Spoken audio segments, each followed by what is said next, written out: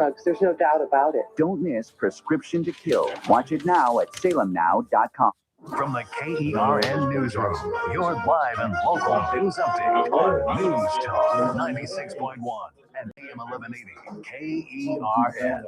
He's going to prison for 7 years, even if he was defending his sister. I'm Chris Davis. The sentence handed down to 27-year-old Andy Burgos Garcia was for his conviction on an assault charge in the 2024 stabbing of his brother in the head and neck at a house on Morrison Street.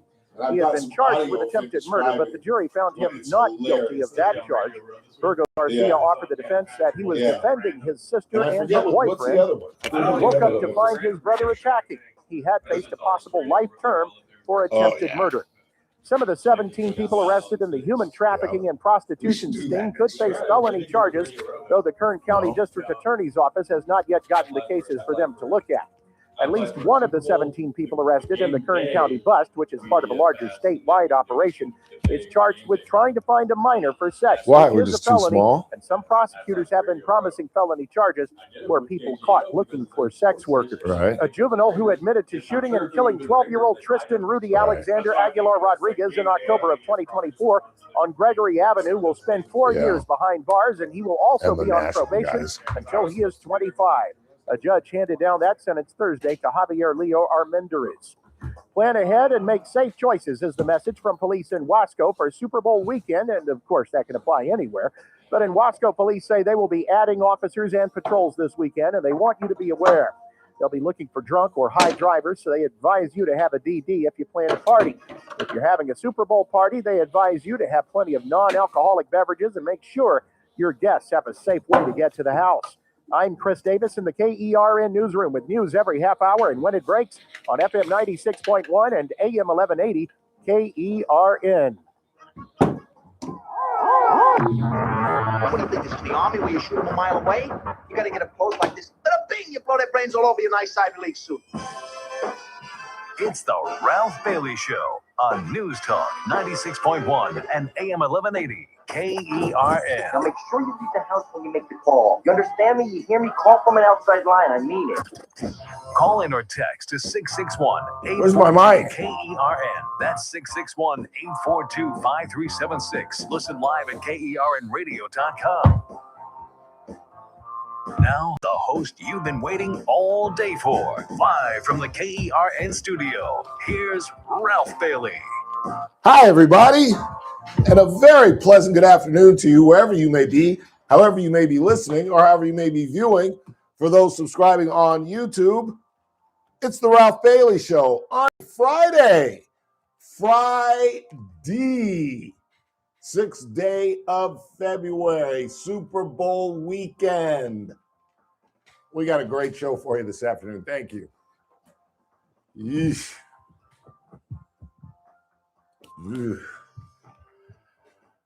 There is new information on the Nancy Guthrie case. The mother of today co-host Savannah Guthrie will get you updated on that. It is a Friday, as I mentioned. Rick Bentley at the bottom of the hour, as per usual. Brandon Lang makes his final appearance, his finale, as we head into the Super Bowl. And our coverage of the Bakersfield Open Week gets underway on Monday with their Pro-Am, a practice round for the players on Tuesday. And then they stick it in the ground for real on Wednesday. 35% of the field gets cut on Thursday, going into Friday. And then Friday is the final round, and the check presentation of the winner, a purse of $150,000, $30,000 going to Bhavik Patel. The eventual winner. You can see who I've got. I got BP in this thing. But today we'll talk with the head pro at Bakersfield Country Club. Jim Park is going to join us at 4:30. And then in the 5, Jenny Wowson. I believe we've had her on the show before. We spoke with somebody up there in Big Bear, the friends of Big Bear Valley, the folks that have mounted the camera in the tree that houses Jackie and Shadow's nest. Unfortunately, as we reported earlier in the week, their 2 eaglets or 2 eggs were eaten by a pair of ravens. So we'll talk all life eagles or all eagle life with Jenny Voisard, Voisard. Am I in the zip code? Voisard, Voisard, Voisard, Voisard. I don't know. We'll find out. And I've got some great audio. Bo Jackson, everybody's up in Santa Clara, or really, I think they're hanging out in San Francisco Yeah, first. Radio Row seems to be in San Francisco. That's what I thought, because that's where NFL honors were last night. Yeah. Did you watch that at all? I watched a little of it. Yeah. That you were almost right that Drake made damn near won. Did you see that? Told you. He lost by a vote. Told you. By a single vote. That's crazy. They gave it to Matt just solely because this is his last time, most likely, getting the award. I don't know. He's coming back. He said on the stage he's coming back. Did you see Sean McVay damn near wet himself? So happy he didn't know what to do. But and Myles Garrett was selected NFL Player of the Year unanimously, justly so. I don't know about the cowboy hat, but okay, Myles. I'm not going. Who's going to tell him not to wear it? I don't know if it's true, but I hear that was a jab at Jared Allen, who's not happy that he's not getting credit for having the record. That's why he wore a cowboy hat? Yeah, because Jared Allen was the cowboy. You know, remember Jared Allen from the Vikings? Yeah, I remember. I don't remember being called a cowboy. He always had like the Wranglers, and he's actually a cowboy, if I'm not mistaken. I think he is a cowboy now. Okay. All right. I heard some people thought that the final, I forget who it was, but that they did a Brett Favre. What way? Well, Favre laid down for Michael Strahan to give Strahan the record. Burrow. Was it Burrow? Yeah, it was Burrow.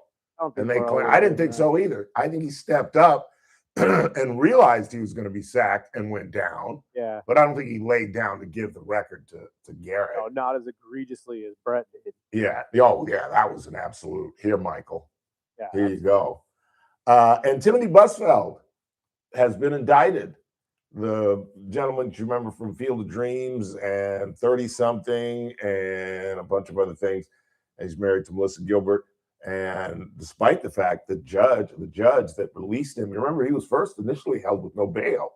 And then they had a bail hearing, and the judge looked at the evidence and not only released him on his own recognizance, but said that based on his belief that the evidence in this case was so weak, well, they've gone ahead and indicted him. And as I said earlier in the week when we were talking about we were talking about Don Lemon and getting an indictment from a grand jury. You can get a ham sandwich indicted, but whether they're going to be able to prosecute Busfield is a whole other situation. He's been held on 4 counts of criminal sexual assault of a child, but 2 of the kids reneged on their statement the first time they said it. Then they went to a psychologist who apparently, quote, got it out of them, and that's where they conceded that they had been touched by this man. But we'll see. We'll follow that for you. But the president of the United States just keeps making my job more and more difficult. I don't know how anyone can look at what the president has done and not say that it is not a racist trope. It is simply amazing to me.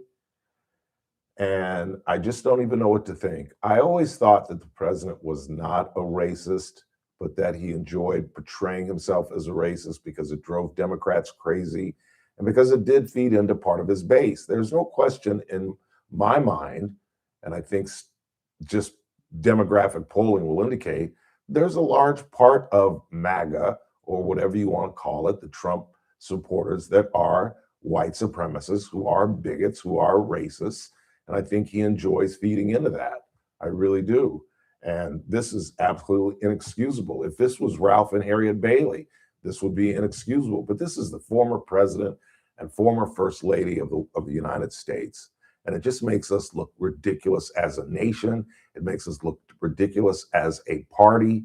And if he continues with this nonsense, this stupidity, this incredible just lack of focus on what really matters to American citizens, we're going to get destroyed, absolutely destroyed in the midterms. And yes, I'm going to mention the midterms just about every day until November. They're that important because I'm telling you, what do you think? You don't think they're going to come into the White House and the Senate and the Congress with the biggest chip on their shoulder, wanting to dismantle every single thing that Donald Trump has done?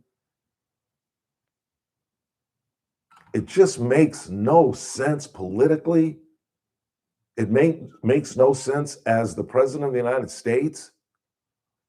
Donald Trump, let's be blunt. Donald Trump would not be the first racist to sit in the White House. The man is going to be in 50, 75, 100 years beloved for being the engineer of the civil rights movement, was one of the biggest racists to ever sit in the White House. Lyndon Baines Johnson was one of the biggest bigots who's ever lived on Pennsylvania Avenue. And yet, when your great-grandchildren study him, it's going to say he was the man that unlocked desegregation and the civil rights movement and the right to vote. So this isn't really anything new. He's not breaking ground. But to do this and to condone it, if you feel that this was okay, you're part of the problem. And if I'm wrong, have the temerity to call the show and explain to me how I'm wrong. Explain to me how this isn't blatantly racist. And we know that, I got into it with a woman that I know, not a friend, but a woman I know on Facebook, who claimed, well, until I hear it came out of the president's mouth, I'm not going to. You really think that there was a staffer up at around midnight on the president's account sending out something like this? And if in fact, because that's the position now, that wasn't the initial position by Carolyn Leavitt. Carolyn Leavitt, the press secretary, who's normally a genius. She's one of the best press secretaries I've seen in a long, long time. Maybe since Ari Fleischer, maybe since, I don't know, going way back. But she said, this is from an internet meme video report depicting President Trump as the king of the jungle and Democrats as characters from The Lion King. Please stop the fake outrage and report on something today that actually matters in the American public. Well, you know what? Part of what she says is right. I shouldn't have to spend my time talking about this stupidity. We should be talking about how to lower costs in America, how to lower taxes in America, how to kill this 0.2 to 0.9 gas tax, whatever you want to call it, this mileage tax that Gavin Newsom is about to put on us. We should be covering how to stop Gavin Newsom from becoming the nominee. But no, we've got to stop and deal with this stupidity. And after they defended it, now they've come out and said, well, it was a staffer who put it out there. All right, fine. Then if it's a damn staffer, identify the staffer and get his freaking ass out of the White House. Get him out of District of Columbia. But it wasn't a staffer, because they would have identified him by now. They'd have thrown him under the bus by now. We know exactly who it was. It was Donald J. Trump. And this is the line I draw. No more. No more. I'm just going to start trying to avoid talking about the man, because I know you guys want to defend him. And if you want to defend this, bring it on. 842-5376, or jump on YouTube and get in the chat room. Explain to me why, as an African-American man, why I should not be livid today. Why I should not be just washing my hands of this administration and this man. This incompetent administration that's led by Pam Bondi, who's trying to put a journalist in jail, who still believes, I suppose, that the Epstein list is on her desk. Pete Hegseth, who's changed the name of the defense to the Secretary of War. I mean, these are really smart people. Kash Patel, who doesn't know about the Second Amendment. And this isn't the first incident with Donald Trump. This goes back to the 70s, when he and his dad were investigated by the Department of Justice because they were trying to keep Puerto Ricans and blacks out of their New York apartment buildings. What about the full-page ad that he got in the New York Times calling for the execution of the Central Park five young black men who were accused of murder? Turns out they weren't guilty. In fact, not only were they not guilty, they were innocent. They didn't do it. This isn't anything new with Donald Trump. And again, based on his life and his relationships and the people that he hung out with in the 20th century and the early 21st century, there's part of me that thinks, I don't really think he's a racist, but I think he enjoys playing the role to fire up his base and appeal to that section that he knows he needs. And it is those white supremacists and racists that love him so. But this is beyond the pale. And kudos to Tim Scott, Republican from my father's home state of South Carolina, for coming out and stating this is about as racist a thing as I've seen, and trying to paraphrase what he said. And I hope other Republicans will join in unison, because if there's one person that supports this, I'm done with them. I cannot wait to hear what Congressman Fong and Valadeo have to say about this, because not that it matters to them, I suppose, not that it matters in the big scheme of things, but my support of them depends solely on what they have to say about this. If either one of them kind of dances around this, I'm done. I'm through. This is the line that I draw. And if I'm wrong, then you call this show and explain to me how I'm wrong. You explain to me how this wasn't a racist trope to portray any African American as an ape, as a primate. Do you know how long this stereotype has existed in this country? No, this is it. I'm done. I'm through. I'm absolutely through. Let's go ahead and take our first break of the day. When we come back, there is new information on Nancy Guthrie.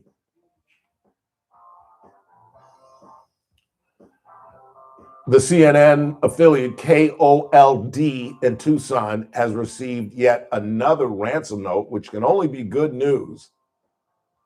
Not letting us know what's going on, but we'll break that down for you in just a second. Rick Bentley is on deck, waiting to join us live in studio. Brandon Lang makes his final appearance and Super Bowl prediction at 4 o'clock. And we'll talk to the head pro at Bakersfield Country Club on the precipice of the first round of the Bakersfield Open. Starts on Wednesday. The Pro-Am is Monday. Practice round on Tuesday. Players will start on Wednesday. The cut is Thursday. And the final round and check presentation on Friday. And Lindsey Vonn. Chris, did you see Lindsey Vonn? What are we talking about here? The interview that you sent me? No, she did a practice run. Did she really? And out of 47 women, she finished 11th. She's got a shot. She's got a shot. I watched this workout video. Did you see the workout video? I did not. Where she's doing these with her knee. She's laying on her belly with like a big balloon, and she's exercising her leg back, and she was doing squats with weights. God, I think I'm in love. I'm pretty sure I'm in love. Where's she from? Can I go visit what city she is? I'm just gonna Uber around until I find Lindsey Vonn. That is one badass woman. If she finishes 11th in the real deal, that's a story. But now I'm starting to believe she's got a shot. She's got a shot. If you don't know what we're talking about, Lindsey Vonn has a titanium right leg. And about a week ago, getting ready for the Olympics, which are underway officially, at the age of 41, she blew out her ACL in her left knee. Right titanium, left knee blown out. So she's got a brace on the left knee. She's been working out for a week with a torn ACL. And out of 47 women in a practice round, she finished 11th. Quick timeout. Mr. Bentley says that Lindsay is from St. Paul, Minnesota. I'm on my way. Oh, I'm not going to St. Paul, Minnesota. He's lying. She's not from St. Paul. Oh, no, he looked it up. It's right here. Are you serious? Yeah, no, she's from St. Paul. Now, does she live there currently? Nah. No way. No way. Quick timeout. Coming right back. It's TRBS on Friday. News Talk 96.1 at AM 1180 KRN. We're streaming live at kernradio.com. News Talk 96.1 and AM 1180 KERN. Coming up on the Monday edition of the Clay Travis and Buck Sexton Show, Dow 50,000. This Trump economy is rocking, but affordability still remains a primary concern of the electorate, and we are in a midterm election year. So we'll talk about what Trump's got up his sleeve on that, plus the fight to get the best energy sources possible. What's going on with Drill Baby Drill? We'll talk about that and more on Clay and Buck. Live 9 to noon. News Talk 96.1 and AM 1180 KERN. It's that man again, Ralph Bailey for Adaptive Networks. Business owners, how many times have you called your IT company and felt like just another ticket number? Well, at Adaptive Networks, exceptional customer service isn't just the promise, it's how they do business every single day.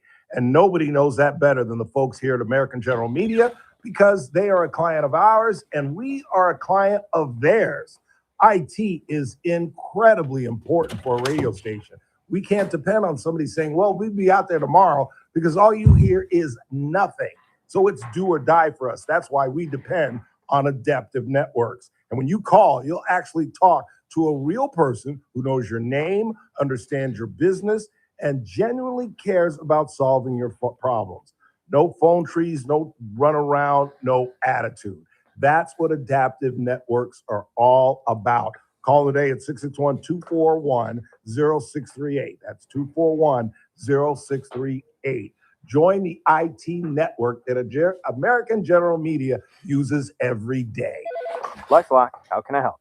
The IRS said I filed my return, But I haven't. 1 in 4 tax-paying Americans has paid the price of identity fraud. what do I do? My refund, though. I'm freaking out. Don't worry, I can fix this. LifeLock fixes identity theft guaranteed and gets your money back with up to $3 million in coverage. I'm so relieved. No problem. I'll be with you every step of the way. 1 in 4 was a fraud-paying American. Not anymore. Save up to 40% your first year with promo code NEWS at LifeLock.com. Terms apply. There's no championship league for small business owners, but if there was, you'd be at the top of the standings. Because going pro with Lenovo Pro means you've got the winning formation, one-on-one advice, IT solutions, and customized hardware powered by Intel Core Ultra processors help you stay ahead of the competition. Business goes pro with Lenovo Pro. Sign up for free at Lenovo.com/pro. Lenovo. Please join us for the 4th annual Honor Flight Open Monday, March 23rd at Bakersfield Country Club. Sign up to play with a shotgun start at 11 a.m. The tournament includes lunch, a team of 4, a raffle for a number of prizes, and a cocktail hour reception. Proceeds go to Honor Flight Kern County. With your generous donations and sponsorships, we will be able to send these American heroes to Washington, D.C. to see their memorials at no cost to them. To sign up for a team, sponsor this event, or make a donation, please go to honorflightopen.com. honorflightopen.com. Hi, John Hall from John Hall Jewelers, where we are celebrating 74 years in business with our anniversary sale. Just in time for Valentine's Day, you can get Don Hall diamonds or a custom-made treasure for your special Valentine. We have a great selection of estate jewelry, pre-owned Rolex watches, and Cartier love bracelets. Come see us for that special anniversary gift and make it a Valentine's Day to remember. Don Hall Jewelers, on the corner of California and Mohawk in the Stockdale Tower. The Clay Travis and Buck Sexton Show, live 9 to noon. Now back to the Ralph Bailey Show on News Talk 90.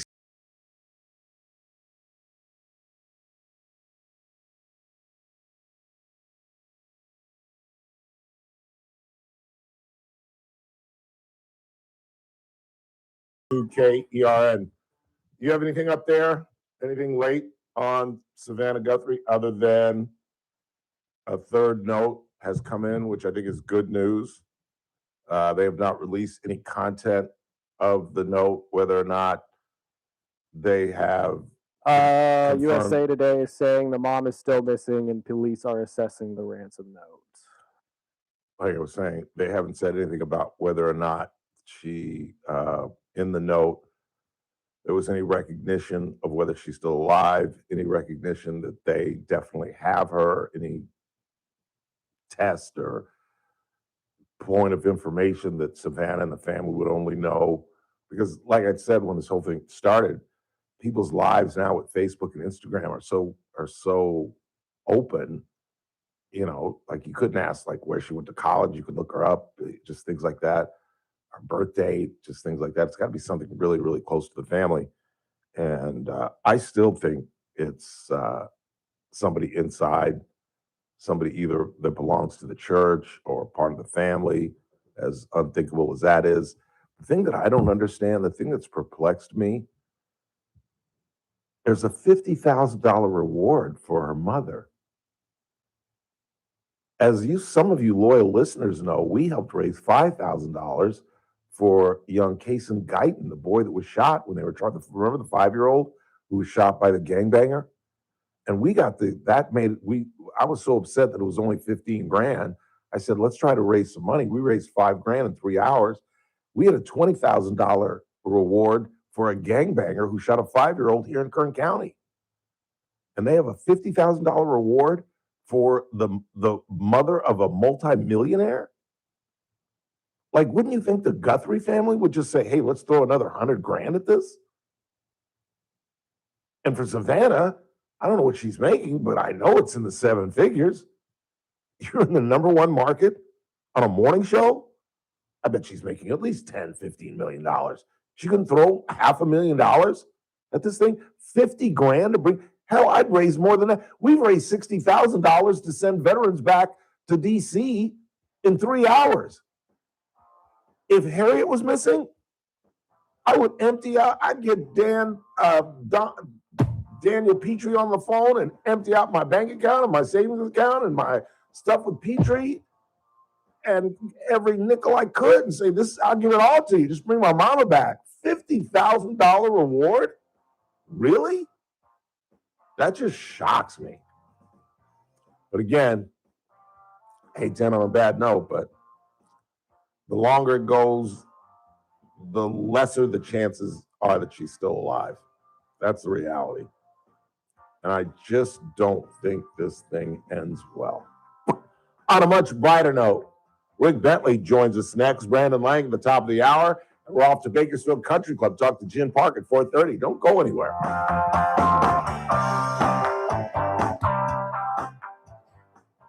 News Talk 96.1 and AM 1180. Come on in. KERN. Oh, Karnak is here. With us on the news, I'm Keith Peters in Washington. Iran and the United States have held indirect talks in Oman. The negotiations, while praised by Iran and Oman, appear to be returned to the starting point of how to approach discussions over Tehran's nuclear program after multiple rounds were held last year before Israel launched a 12-day war on Iran. The Justice Department says a key participant in the deadly 2012 attack on the U.S. compound in Benghazi, Libya, has been taken into custody and will be prosecuted in Washington in connection with the rampage that killed 4 Americans and became a divisive political issue. Zubair al-Bakush had been wanted by the United States for more than a decade. On Wall Street, the Dow up, by over 1,200 points. This is SRN News. News Talk 96.1 and AM 1180 KERN. From the KERN Newsroom, your live and local news update on News Talk 96.1 and AM 1180 KERN. The juvenile who admitted he shot and killed 12-year-old Tristan Rudy Alexander Aguilar Rodriguez in October of 2024 has been given a 4-year sentence since he is a juvenile. Javier Leo Armendariz will also be on probation until he is 25. 27-year-old Andy Burgos Garcia is headed to prison for 7 years for stabbing his brother in the neck and head back in 2024, he says, in defense of his sister and her boyfriend. He had faced a possible life sentence had he been convicted of attempted murder. A top prize of $1,000 is being given out tomorrow at the annual Bakersfield Kids Outdoor Fishing Derby at the park at Riverwalk. Everything gets started at 6 o'clock. Tickets are $25. I'm Chris Davis in the KERN newsroom with news every half hour and when it breaks on FM 96.1 and AM 1180 KERN. Attention, Medicare beneficiaries in Kern County. If you're eligible for Medicare and looking for a doctor who listens and cares about you with minimal wait times and prompt referral authorizations, it's time you learned about QualCare IPA. You know, for years, I've been telling you QualCare IPA contracts with most Medicare Advantage health plans and provides you with access to a large network of outstanding doctors and quality hospitals hospitals right here in Kern County. Medicare Advantage health plans go beyond original Medicare benefits coverage, and understanding these coverage differences may be confusing. Call us today at 661-554-4544 and let us help you understand your options for 2026. Call today, 661-554-4544. That's 661-554-4544. Get the information you need and the coverage you deserve. For accommodations of persons with special needs and meetings, call 661-554-4544. TTY 711. Monday's Armstrong and Getty Show. I'm sure we're going to be talking something about the Super Bowl, whether the game was great or the halftime show or political stunts or how many commercials were about AI or somebody got naked or something. And by early next week, we should know, is Iran in for a butt whooping? Or have we found a way toward peace? I doubt it. That and the news of the day coming up on the Monday Armstrong and Getty Show. Weekdays noon to 2 on News Talk 96.1 and AM 1180 KERN. You're listening to the Ralph Bailey Show. Catch me weekday morning 6 to 9 a.m. on First Look with Scott Cox, News Talk 96.1 and AM 1180 KERN. It's a Friday. Look who's live in studio. Rick Bentley, KGET entertainment reporter. How are you, sir? Yeah, fine. Let's get this over with. You're on my list. Yeah, what have I done? Well, it does hurt deeply. What's that? To know when you go from number one to number two. How are you number two? Who's number one? Well, last Friday, I'm sick. I got to call somebody. Who do you call? You call Miss Kathy, don't you? You're number one. So it's okay. I can live with being number two. The only reason I called Kathy is because she was the only one I thought could do it so late. It was noon now when it's I even, called now, her. You're making it worse. So you could have done it at noon? I could have done it at 3 a.m. Okay, well, that's good to know. That's good to know. I didn't know what to do. I was panicked. Yeah. I was absolutely panicked because I got up. I felt okay. I was a little nauseous. I'm on new meds. Yeah. And I started my rundown. I can even show it. Well, no, it was a new legal guy. I started the rundown. I thought it was going to work. And then I just and then right around noon, when I realized I hadn't done anything, I was just like, I can't now. Fail. And I called Kathy, and she immediately returned my call. I didn't even think of you, to be honest with you. Not only because I just wanted to yank your chain. You know that. Yeah. But and then if it makes you feel any better, I tried to play golf the next day, and I didn't finish. Let's just put it that way. Yeah. I think the one thing you didn't quite warn Kathy about me, because what happened? Well, at one point she said, "Well, Rick, you have a nice voice for radio," and I said, "Yeah, it also helps with my work as a phone sex operator." And she gave me this look like, "What have you said? Are we going off the air?" And I said, "Yeah, that's my sick sense of humor. We're okay. We're okay." That's funny. Yeah. That is funny. Well, good. I'm glad to know I've got somebody on standby if I ever. Yeah, not anymore. Yeah, you blown it. I blew it. You've blown All right. it. So. Very good. Very good. And even though my heart was breaking, I managed to go by the front porch of Funk and Wagnall. Yes. And found there were some envelopes there. The man from the east, Karnak. For Karnak. Karnak, the Magnificent, has returned. And I am holding in my grimy little hands. Yes. This month's predictions from Karnak. Please, sir, letter number one. Letter number one. I thought I said that. You did. A mad Dolly Parton. A mad Dolly Parton? That's what I said. Okay. Yeah. That's what it says on the envelope. Hey. Well, how would I know? What do you call a cross-country skier? A mad Dolly Parton. She'd be a cross country singer. Okay, off to a slow start this Friday. You have to remember, this one was themed to Super Bowl and Olympic weekend. So maybe we should have prefaced the audience with let's that. call Kathy. Maybe she can come up with a better one. A bitter Rick Bentley on this Friday. I have in my hand envelope number 2. Snowboarder. Snowboarder. That's what I said. What can't you accommodate if you're a snow room in your house? Snowboarder. All right, we're warming up. We're warming up. That's not bad. That's not bad. Yeah. You know, sometimes we go with a theme. It's not probably the right I smart understand. idea today. I understand. But I like the Olympic theme, though. Okay. All right. Envelope. Number 3. Envelope. Number 3. Number 3. Number 3. Hockey. Hockey. That's right. Hockey. What do you need to unlock a hawk? A hockey. Hockey. There's a point where we're not just going to warm up. We're going to crash and burn. You know that, don't you? Well, we're teetering. We're teetering. Yeah. Hey, they can't all be gyms. No, that's right. That's what my father always said. It's right. They can't all be home runs. Envelope number 4. Super Bowl. Wow. How timely. Super Bowl. That's right. Who is Marvel Comics' least favorite superhero? Super Bowl. We're getting near the end. We'll get to some better stuff. That's good. That's good. Envelope number 5. JR liked it. JR's in there rolling.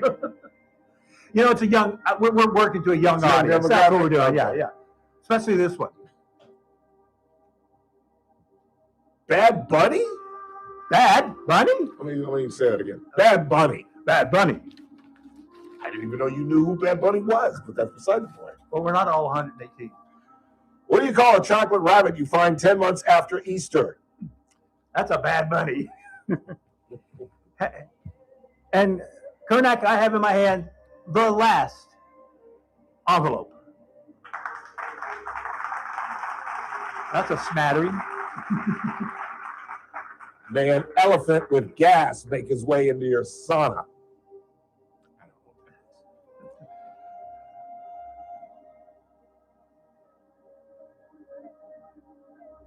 Yes? What does it say? I have no idea. Rick Bentley. Rick Bentley? Rick. Oh, this could be Rick dangerous. Bentley. This could be dangerous. Who is going to be the new host of KGT's Studio 17?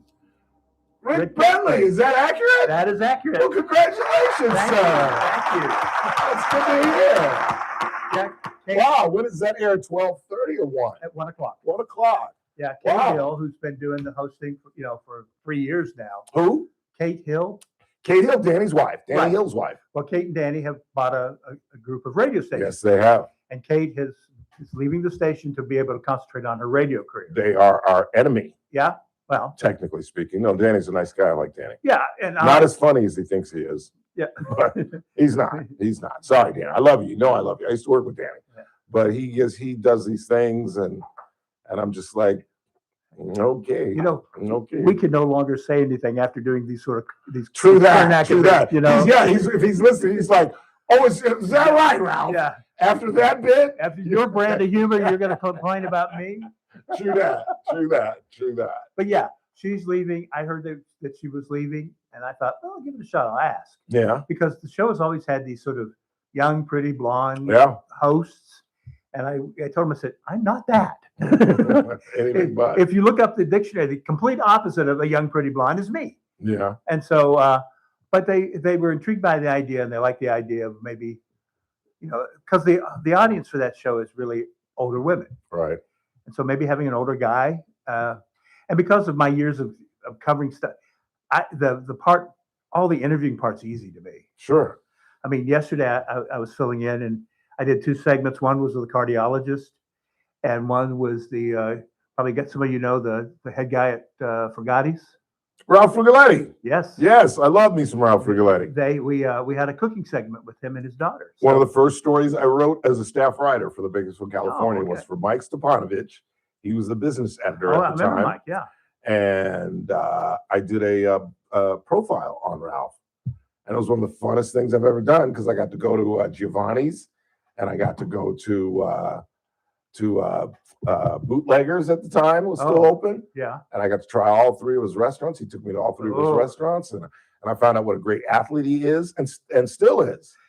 He's still throwing the javelin, I believe it is. The discus. Yeah, because the segment yesterday was for it was all Italian food for the Olympics. Since the Olympics are going on in Italy. And so, and he talked about his athletic background. So, but yeah, I feel nicest guy in the world. He was the nicest guy. And I'm telling you, his food is good, but the desserts his daughter, oh my gosh. Yes. When I was matriculating at CSUB, one of the staff members on our newspaper was a waiter there. And when we have to stay up late on Tuesdays to put the paper to bed, he would bring us cheesecakes. That's what we had yesterday. Oh my God. Lemon cheesecake. Oh, the different, and he's got a ridiculous variety of cheesecakes, and they're all just ridiculous. I told her, if you ever need me to kill somebody or commit a crime, I'll do it for that piece of cheesecake. Yeah, that is really, that really good. Yeah. Yeah. So anyway. And I love their tortellini. Oh, yeah. Love their tortellini. Well, it's one of the things, well, let's just mention everything because everything we sampled yesterday was, out the roof. So, yeah. But anyway, I wanted to just break that news for you. Congratulations to the little listeners. So, yeah. Okay. It's going to be fun. Yeah. I bet. I'll still be doing the entertainment stuff for news, but then I'll be hosting that lifestyle show every day at 1:00. Very nice. Very nice. Is that done live? It is live. Yes. Wow. Live television. Yes. It's always fun. It's always interesting. Yeah. Something always goes wrong. Well, it's funny because yesterday they're trying to ease me in. And so they said, we're going to give you the cardiologist, and they give you an iPad, which you have you get questions you write down. And they're like, okay, I got to make sure I talk about these points. Right. And when I got ready, the segment's ready to start, and I turned and I introduced him, and I looked at it, and it says Caldwell Banker. So it's questions for a completely different segment. And so I thought, well, I've already read the questions multiple times and memorized them and everything. And so I just did the interview without having to look at the bullet points. Because you're a vet. And afterwards I said, this is not what we were supposed to, and they go, we couldn't tell. I said, well, if I survived that, nothing's going to throw me off my game. Yeah. I mean, that was as bad as it could be. Yeah. Is to be sitting there and, not have any of the bullet points or anything like that. So. Yeah. I've been there in the middle of a newscast and the prompter goes down. Oh yeah. And that's why you've got to, as an anchor, one of the things they first teach you is you've got to keep up with your scripts. You do. Because you just keep your scripts there on page 1 and just assume the prompter's always going to be there for you. Yep. And then when it goes down, you're scrambling through your scripts trying to catch up. But now it's an iPad. You don't have it printed out like years ago. 20th century. Yeah.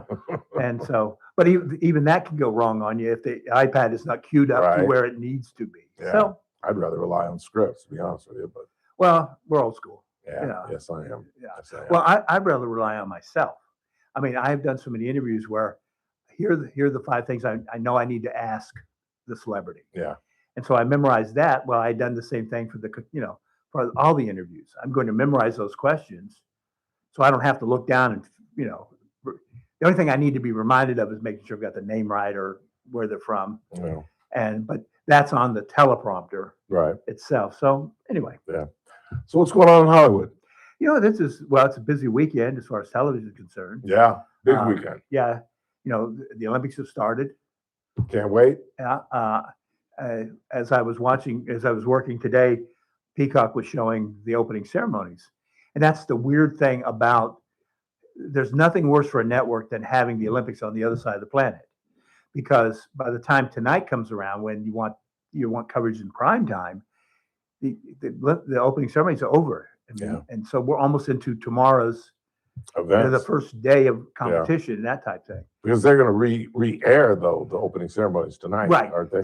Tonight you'll see a package. Of 3 hours of the opening ceremonies. Yeah, and if you miss it, that's why Peacock is there. They're going to have everything up where you can, if you want. Like there's 3 different curling competitions this time. I know you were the one that was advocating for more curling, and so now there's going to be 3 of them. So. Well, that's always good. Yeah. I heard the American team actually is very, very good. Yeah. I don't know. How does one begin curling? I know. It's like, I found that bowling and golf were were too strenuous. Yeah. So I'm going to go curling. Curl. I mean, where do you sign up for that? As Jimmy Kimmel said, what's the difference between curling and mopping? No kidding. And there's no answer. It's like, well, it's kind of the same A little thing. bit, just a little bit. Yeah, but they're Olympians. Yeah, yeah. Hey, the people I think are brave are the luge. Can you imagine sitting on a sled with your self pointed down, the private areas that you protect all your life, and you're going down a hill at about 17,000 miles an hour? See, I could. Well, you're not going. I could do the luge. The people that I think it's Lindsey Vonn and those the downhill skiers, and the jump. Yeah. What do you call that? Where they just jump. The jump. The jump that we all grew up with on Wild World of Sports. Yeah. Where the guy is trying to jump. Yeah. And he falls. Oh yeah. And the saying was, and the agony of defeat when the guy tumbles off that thing. His defeat were really an agony when he was jumping off that. And they showed that clip. I'm pretty sure. Showed that clip for years. For years, that was the logo of, or the intro to Wild World of Sports. Yeah, yeah. So yeah, I make fun of curling, but I admire anybody who's an athlete out there who tries, and excels to the level that to be able to call yourself an Olympian. What is going to happen at halftime of the Olympics? I don't know if they have a halftime. But when Bad Bunny takes the stage, will there be rings of boos, applause? Will people walk out? What do you think is going to happen? Well, at halftime at the Super Bowl, anyway, people walk out because they got to get a beer before the second half starts. So I don't know, not at Super Bowls. Not at Super Bowls. Really? Yeah, how many of you attended? Hang around two. Oh, the one I attended, man, and the halftime show was Michael Jackson. Really? And people got up and went and got beers. So wow. Yeah. Wow. I think it's one of those. I think the audience there, you're not going to get that sort of negative reaction. It's not going to be this flurry of boos and everything like that. I think online will just be flooded with negative reaction to it, no matter whether people watch it or not. And many won't, because apparently there is an alternative being offered by Kid Rock and a number of other artists who are providing. And I defy you to name those other three artists. No, I couldn't. And I mean, I should, because I saw the list, but I wasn't paying attention. I've seen the list 4 times, and I can't remember any of their names. Yeah. And they're all country performers. And I admit up front, I'm not a big country fan, but I'm also not a big Kid Rock fan. No. So I will not. Yeah, I still have, because my job will be to go on TV and radio Monday morning talking about the show, the halftime, and the commercials. I'm going to try to watch both. What is their beef with Bad Bunny, or should I ask Mr. Burdick? Well, I think that what it comes down to is this. It's sort of what's resonating right now with what happened with Trump and that posting about the Obamas, the characterizing them as primates. Yeah. Right. There's Bad Bunny sings almost exclusively in Spanish. And so there are people who automatically feel like he's not American, although Puerto Rico is part of America. Yes, it is. It's a territory. Soon to be a state after we get killed in the midterms. And he's certainly controversial. His music, his lyrics are, his music videos are, the way the way he'll dress sometime. He's not an all-American performer. They wanted George Strait. That's what the fight was, to get George Strait to replace him. And so I just think it's one of those things. And again, I can understand. What is an all-American performer? Well, that's in it. the 21st century. I think an all-American performer is who you think is. Right. Like, let's say I think it should be Ice-T, or you think it should be Shania Twain, or Chris thinks it should be, U2. I mean, we all have our vision of what we think it is. I think the reason Bad Bunny got it is there may be people in the United States who really don't know him, but he's one of the biggest artists around the planet. The single biggest streamer on the planet. Yeah, and so I think that justifies. So, and one of the huge goals of the NFL under Roger Goodell is to go international. Oh, that's why the first what is it, Chris? First 10 weeks are in foreign nations. We're going to Rio de Janeiro next season. Yeah. See, I think this is all part of the internationalizing of the NFL. Yeah. And it just makes sense. I mean, you're going to have people tuning in in all of South America, all of Europe, because of Bad Bunny to an NFL game. That would they really care? I mean, so yeah, it's from a promotional standpoint, I think it's incredibly smart. I feel like it's one of those things where people should say, look, Bad Bunny's not my cup of tea. And I'm going to take that time at halftime. I'm going to go check the hot dogs. I'm going to make a bathroom stop. I've got things I can do rather than watch the show. I mean, but it's the 21st century, and it's just not that simple. No, so it's people not. have to get on Facebook and Instagram, on Twitter, and X and make a big deal out of it and claim that he's not from America because they, were smoking weed in 10th and 11th grade and didn't understand basic civics or history or anything like that. And I think if George Strait had done it, there would have been a group of people who would have gone online and said, wow, do we have to have these old white guys always all the time? And, no matter who was picked, maybe short of if Jesus came back and performed at halftime, but then I think there would still be some people go online going, well, he's still wearing those stupid sandals. Yeah. But I just feel like no matter what they've done, they were going to get a negative reaction to it. But I think promotional wise, it's the smartest thing the NFL could do. Yeah. What is any projections on viewership? Do you remember what it was last year? I do not remember what it was. It was up last year. Yeah, I feel it goes up every year. Yeah, I think the only thing that may hurt it this year, and again, just showing my bias here, is I don't care about either one of the teams in the finals. Yeah, neither do I. I kind of like that. I can just watch. So you can just watch it as a game. Yeah.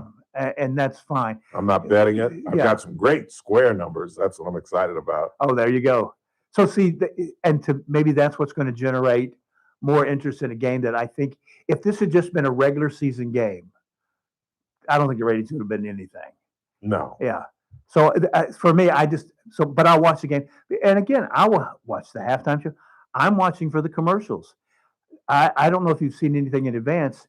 There's a commercial for Budweiser.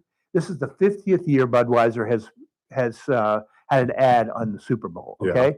Yeah. In conjunction with the country turning 250. Yeah. I don't want to give anything away, but that commercial almost made me go enlist. Really? It is it is just one of the most American things I've ever seen in my life. Wow. Yeah. And again, it's that combination of Budweiser knows how to use those Clydesdales and animals to get emotion. Have you ever stood next to a Clydesdale? No. God, they are enormous animals. Yeah, you can tell from just watching them on. They really are. I mean, like their stomach comes up to my head. It's like crazy. But so I'm sorry. No, that's okay. So, but that commercials, I think, as I begin to rank them, I'm going to do that on Monday morning. I'm trying not to have any preconceived notions, but what I saw with that one is like, boy, you're going to have to go to beat that one. Yeah. Yeah. I saw one that was funny and I can't even remember it now. Well, there's one that has a Neil Diamond theme to it that looks funny. Sabrina Carpenter has one with Pringles that is getting a lot of backlash. That's the one I saw. I liked it. Oh, it's being ripped apart. Why? Again, well, see, I liked it. There you go. For people who don't know, she's tired of men, so she builds a guy out of Pringles. Yeah. And they date. They're in bed together. And say, okay, people, you just sexualized all of this, and it's horrible. And it's like, first off, you can't build a Pringles guy. Okay, well, I guess you could, but again, it's getting. We're talking about there's going to be somebody who, who is offended by that. I liked it. And here, this comes off her being in the first episode of The Muppets coming back, and I thought she was great on that. Yeah. Yeah. Okay. So, anything else going on? We've got a couple minutes left. I saw a great. Well, I'm going to remind people that Valentine's Day is next weekend. Doggone Skippy. We're going to do a thing on KGET Plus where I have picked 8 romantic movies, 4 of them from before 2000, 4 of them from after 2000.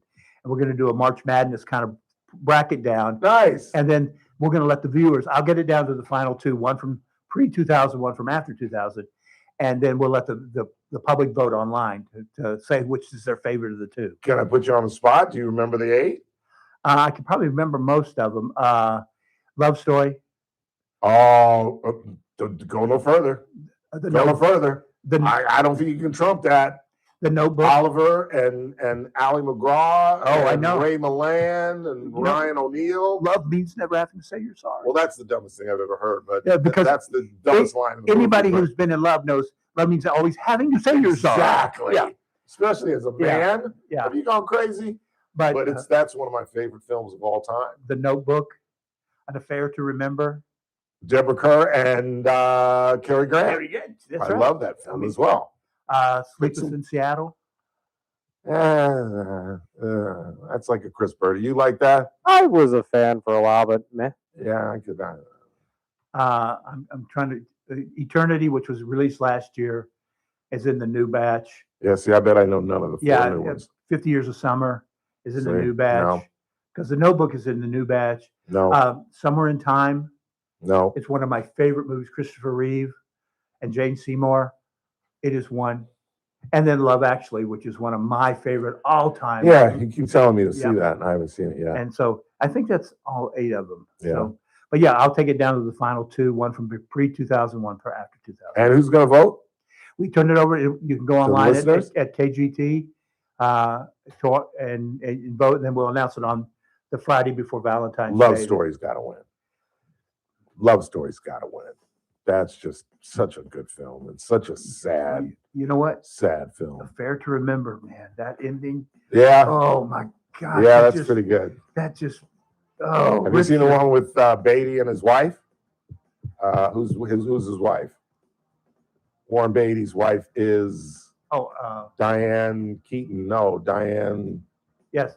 Whatever. Yes. Have you seen the second version? No. Good. Because it's not. I don't want to. It's not very good. Yeah. Although Katharine Hepburn plays his mom. Oh. She plays the grandmother that Cary Grant goes Yeah, and visits. right. Katharine Hepburn plays that in the new movie. So Oh. that's the only highlight in that. Yeah, I was gonna say. Yeah, other than that, it's not very You had me, Captain. Rick Bentley, everybody, and Kernak the Magnificent. We're off to New York. Brandon Lang's next.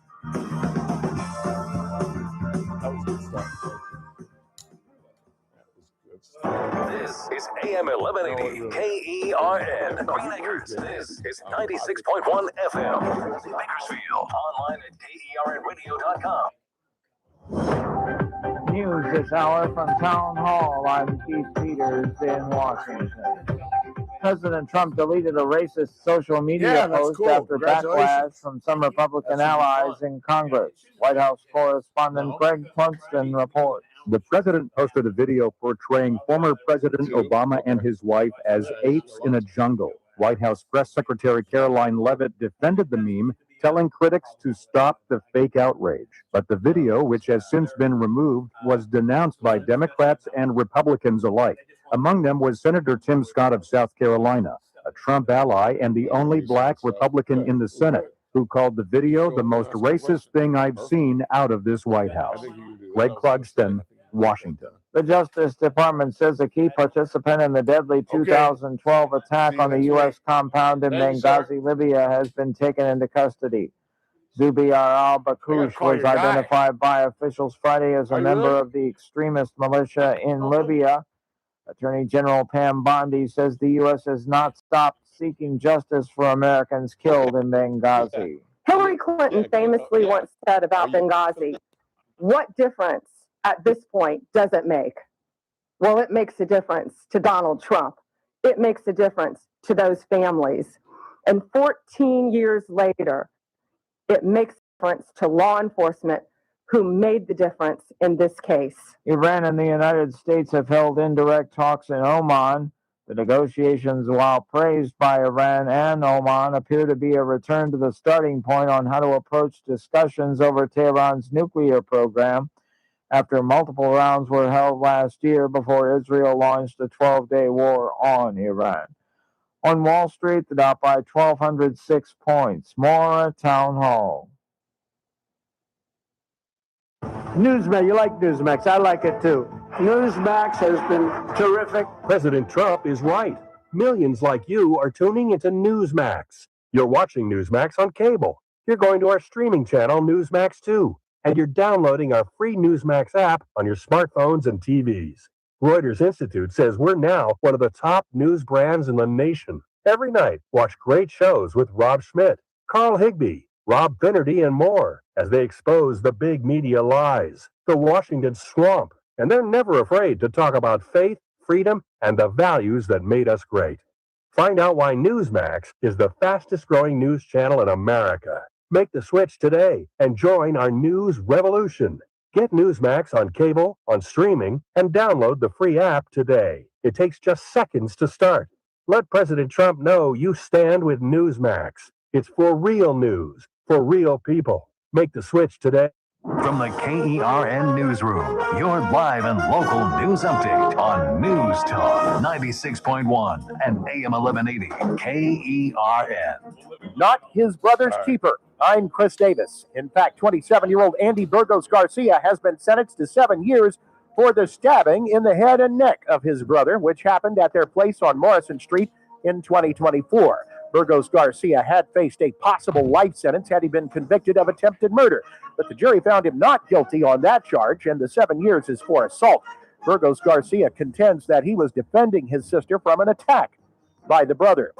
Some students at CSU Bakersfield did not get the emergency alert when the threat had the campus evacuated Monday, and now the school says the third-party vendor responsible for sending out those campus alerts is to blame, saying they did not add the contact info for some of the students.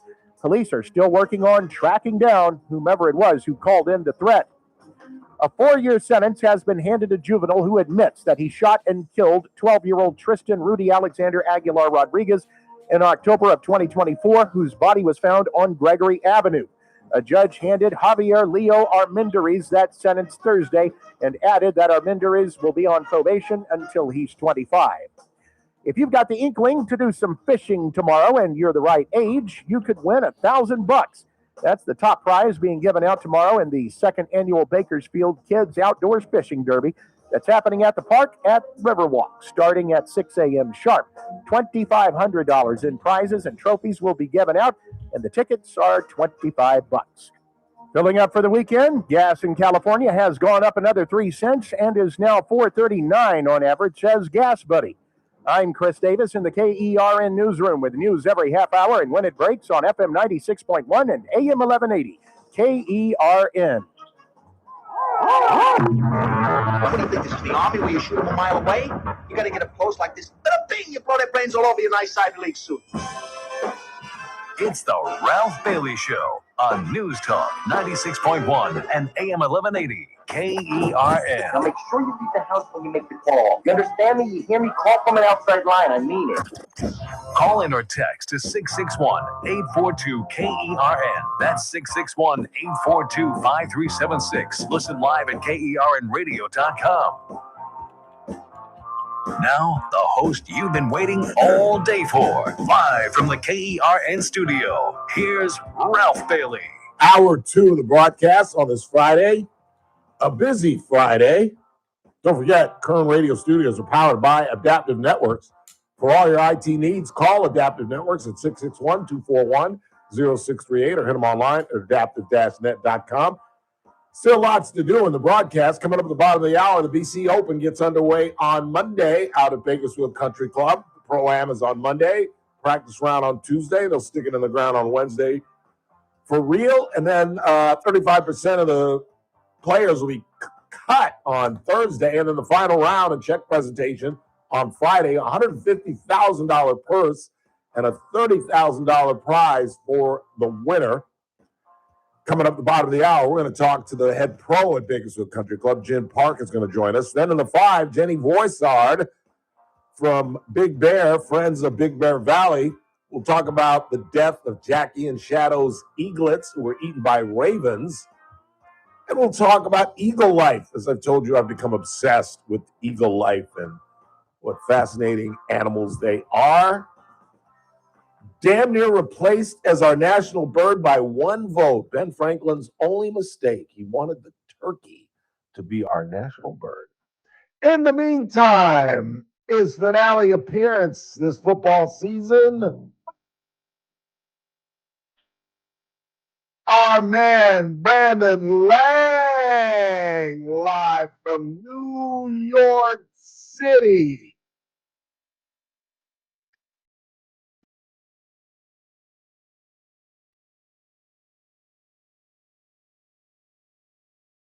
Now, on Yes, sir. with a Super Bowl record of 27-6-2, a 6'4" guard from Midland, Michigan, number 20, Brandon Lamb. I thought that was good. That's pretty good. That's pretty good. Pretty good. Pretty good. Pretty good. What are you doing for the game, sports fan? I am literally, we got invited to a couple of parties, and I looked at Ellen, and she looked at me, and I said, you know what? I think I'm just going to stay home. Yeah. Cook. I'm going to sit on the couch. I got my 98-inch TV that takes up the whole wall. Yeah. I'm going to sit on my big old couch, and I'm just going to get comfortable and enjoy the commercials and watch the game. So it's been fun to talk about for 2 weeks. I think I got it broken down pretty good. You're one of the few radio markets that, I could tell everybody I'm not giving it out on radio and go to my website and pay me, but I'm not like that. I'm not the guy that says pay me. Listen, I don't need your, I don't need your $89 down my website. I got some groceries in the fridge. We're doing okay. It was my best football season ever. Hit everything I looked at November, December, January, and it's just been, knocked on wood. So I think I got it broken down pretty good. I think I got a good feel for it. I mean, let's be honest. I'm 27-6-2, but I can be honest enough with myself that in the 35 total games that I've picked, I've only been on the wrong side of 2 of them. And your listeners will go, well, Brandon, what do you mean wrong side? That means at the end of the first quarter, I got up and left and went and saw a movie, and I was sitting in my movie seat with my popcorn, my nachos, and my Coke and saying, God, what a horrible pick. I can honestly say that's happened twice where I knew, Jesus, what were you thinking? And that was Super Bowl 48 with Seattle-Denver, where Denver had the number 1 offense in the NFL. Peyton Manning had an ungodly season, and I think the first or second play of the game was a safety, and you knew Peyton's got no time to throw. And the defensive line of Seattle just destroyed his life, and they blew him out. Yeah. And then go to Super Bowl. Didn't they snap it over his head? Snapped over his head. And then Super Bowl 55 with Tampa Bay Chiefs, where you had Mahomes. He was playing great. He was healthy. He runs like a deer. And Tampa Bay's defensive line just destroyed that offensive line of Kansas City. People will say in the Seattle-Denver game, well, Peyton Manning's not mobile. Well, Patrick Mahomes runs like a deer. Yeah. And the Tampa Bay D-line destroyed his life. For people out there, go watch that Super Bowl. Brady didn't play very well. He really didn't. He didn't play well in the NFC Championship game against the Packers. But his defense played unbelievable, and they destroyed Patrick Mahomes' life. So that's it. I've been on the right side of 33 of 35 Super Bowls. And I believe when I break this game down, there is a clear-cut right side to the game. First and foremost, who's my boy Kessler like? He's my man. What's my man Kessler like? I know he's called in. What's my dog got? Hey, Mr. Kessler, what you got, baby? Have you called in yet? Text the text line. I want to know who you have. Has he called it in yet? Not yet. Coach, are you out there? Give us a call. Let us know who you got. Yes, you can't leave me hanging, baby. Got to know if we're on the right side like the Miami Hurricanes. Come on, baby. I know you're listening. Text it in, baby. He is a pretty loyal listener. So here we go. New England is a great story. Yeah, it is. And let's be really objective here and not hate on them, but let's be objective here. 13 losses to 14 wins. That's ridiculous. I don't think I've ever heard of that. But let's be objective here. Houston turned it over 5 times. Stroud threw 4 interceptions.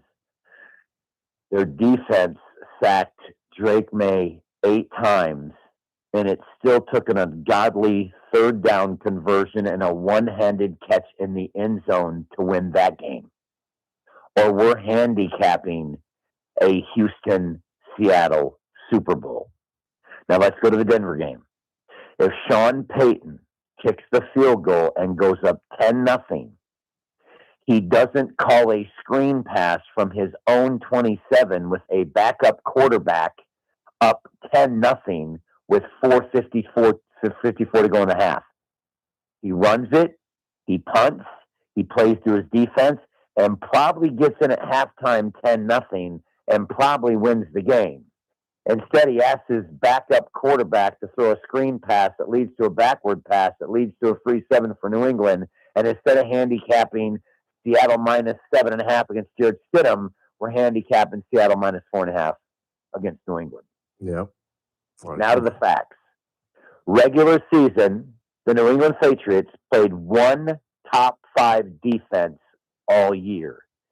It was week 8, Cleveland at home. They sacked him 4 times. Yes, they won the game, but Myles Garrett got after him, and their quarterback was Dylan Gabriel. Cleveland had no shot, but the defense still got after our boy, Drake May. Yep. Playoffs, San Diego, or LA Chargers, top 5 defense. He struggled. They won the game 16-3, but he struggled. Yeah, he has not played well in the playoffs. No. Number 1 defense, Houston Texans, destroyed his life. Sacked him 8 times. And then the number 3 defense in the NFL, the Denver Broncos, first half, 7 for 14, 64 yards. Now, those 3 top 5 defenses, 19 sacks. So if you look at this Super Bowl, he's facing a defense that is bottom 6 in the NFL at blitzing, but top 2 in the NFL with pressures, which means they get there with their 4 and they drop 7 in coverage and they have a spy on the quarterback. Drake May has got to play the game of his life like Joe Montana for New England to cover this game. And from what you've seen his body of work against top 5 defenses this year, if you think he can do that, then bet him on the money line. Because in the 59 Super Bowls, the straight up winner is 57-2 against the spread. Wow. Point being, the team that wins probably covers yeah. the number. So my opinion, I'm not going to sit on my couch on Sunday night, and I'm not going to sit there and watch that D-line of Seattle destroy the offensive line of New England, which I think they will. I think they're going to have problems protecting Drake May just from what I've seen. You couldn't fix any problems in the week from the Chargers to the Texans. You couldn't fix any problems from the Texans to the Broncos. I don't think in 2 weeks you're going to fix any problems that, in my opinion, you are facing the best defensive line that you have seen all year with 2 rookies starting on the left side. And so bottom line, like I told you, I've been on the right side of 33 of 35 Super Bowls. And in my heart and in my gut, the right side of this game is Seattle. I will lose with Seattle before I try to win with Drake May. And if he plays the game of his life under pressure that Patrick Mahomes could not do against Tampa Bay, so be it, I'll go on my way. Your thoughts? I concur. I think Sam Darnold is going to have the game of his life. I think this is an incredible opportunity for a kid who most of us thought was washed up when he left the Jets and career was over. I thought he was going to be a career backup. And, you know, you got to remember back being in LA when he was lighting it up at the Coliseum. The kid obviously had talent and just ended up in a horrible, horrible organization. That's why it's so important to see where you land. And Coach him up. Huh? Coach him up. Yeah. Coach him up. Yeah.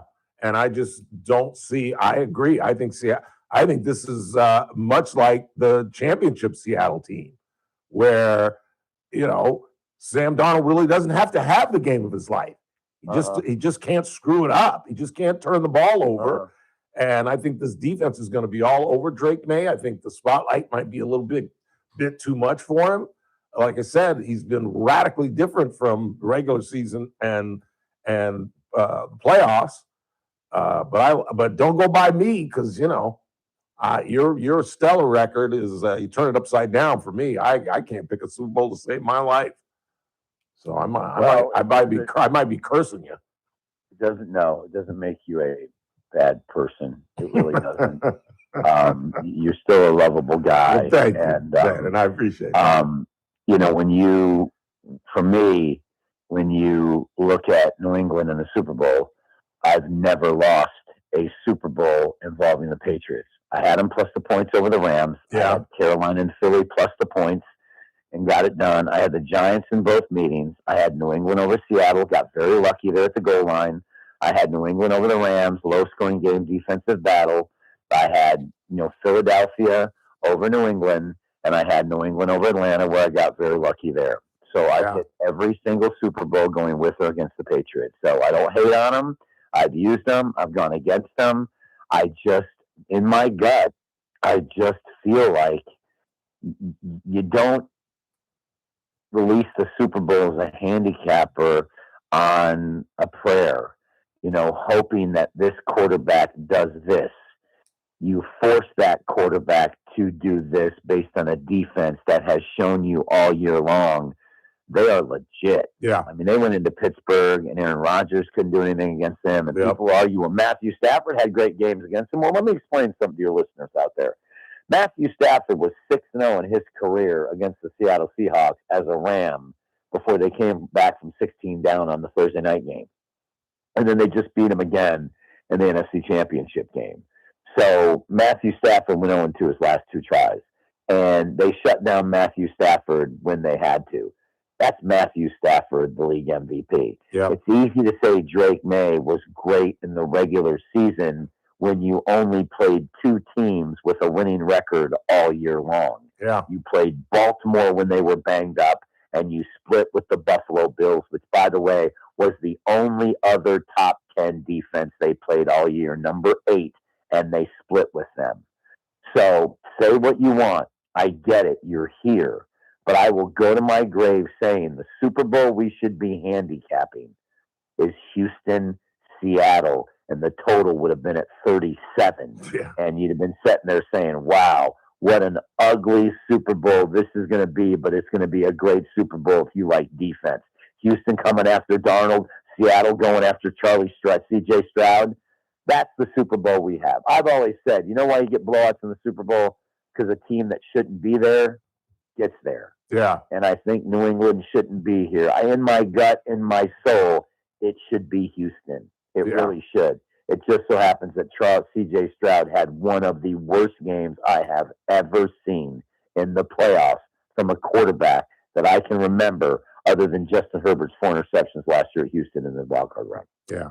That's how it was when we grew up. Like, one conference would be stronger than the other, and the conference championship game would really be the Super Bowl. And then by the time whatever side was strongest, the NFC or the AFC, got to the Super Bowl, it'd be an absolute blowout. Blowout. We had like 7-8 straight years of blowouts. But I'll leave you with this. Any prop bets you want to suggest? Yeah, Cooper Kupp over 2.5 receptions is -160. I think that's a gift. 2.5? That's it? 3 catches? Yeah. 2.5 -160 over. I think there's going to be a field goal more than 49. That's -110. I think Drake May throws an interception. That's +110. And I believe that the over-under for sacks is 4.5, and I believe that will go over the posted total. Those are the ones that I really, really like. All right. Very good. Enjoy the weekend, sir. And my boy Kes didn't text in. Come on, Kes. We haven't heard from him. He's probably on the golf course on a Friday, but has he texted in, Chris? No, I got nothing. Nothing. All right. This man ain't even listening. Check behind you too. All right, text me. All right, man. Have a great weekend. Always good to talk to you, Pop. Appreciate it. You too, buddy. All right, we'll see you. Brandon Lang, everybody. I like the prop bets. And you know what I got to do? What are we talking about here? We're talking coin flip? For the game. I got to do underdog.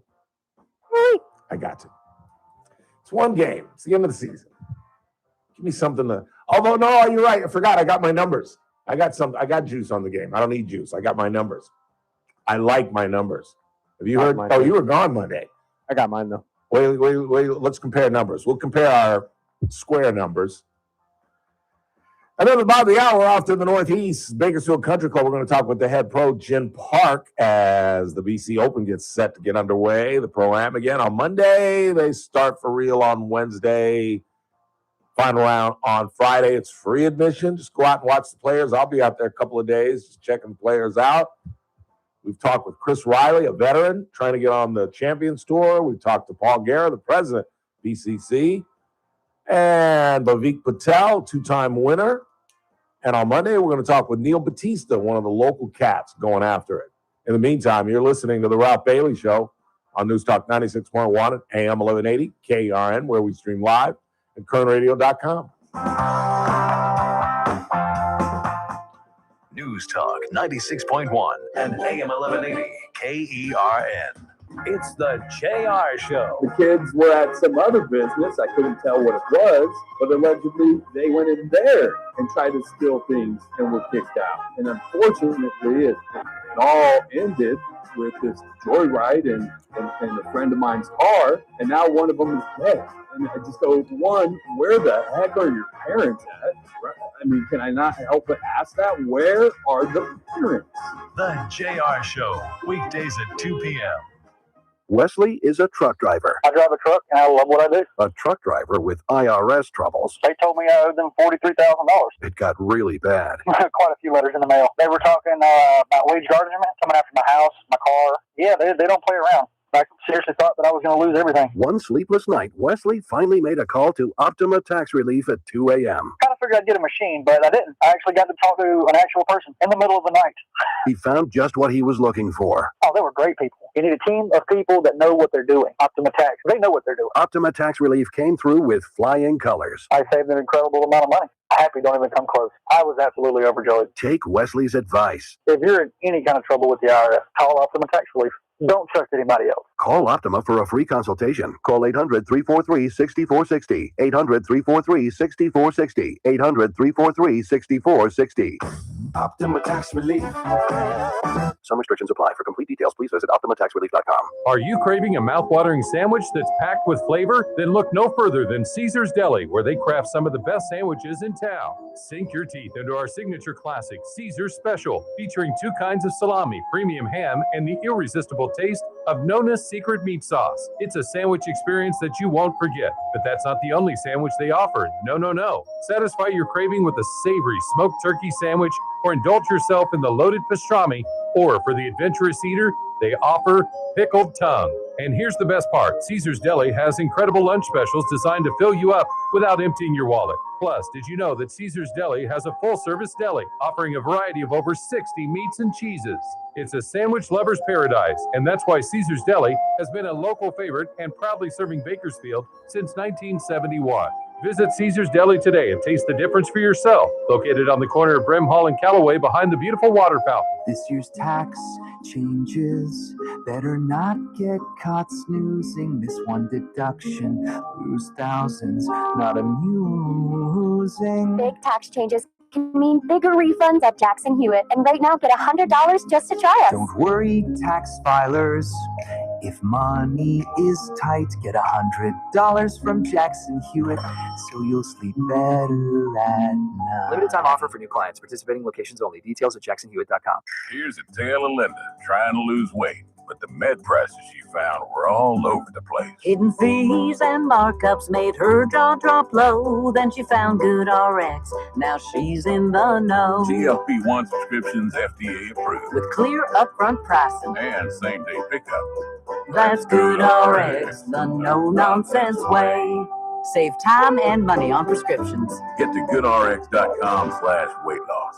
GoodRx is not insured. The Armstrong and Getty Show, weekdays noon to 2 on News Talk 96.1 and AM 1180 KERN. Now, back to the Ralph Bailey Show.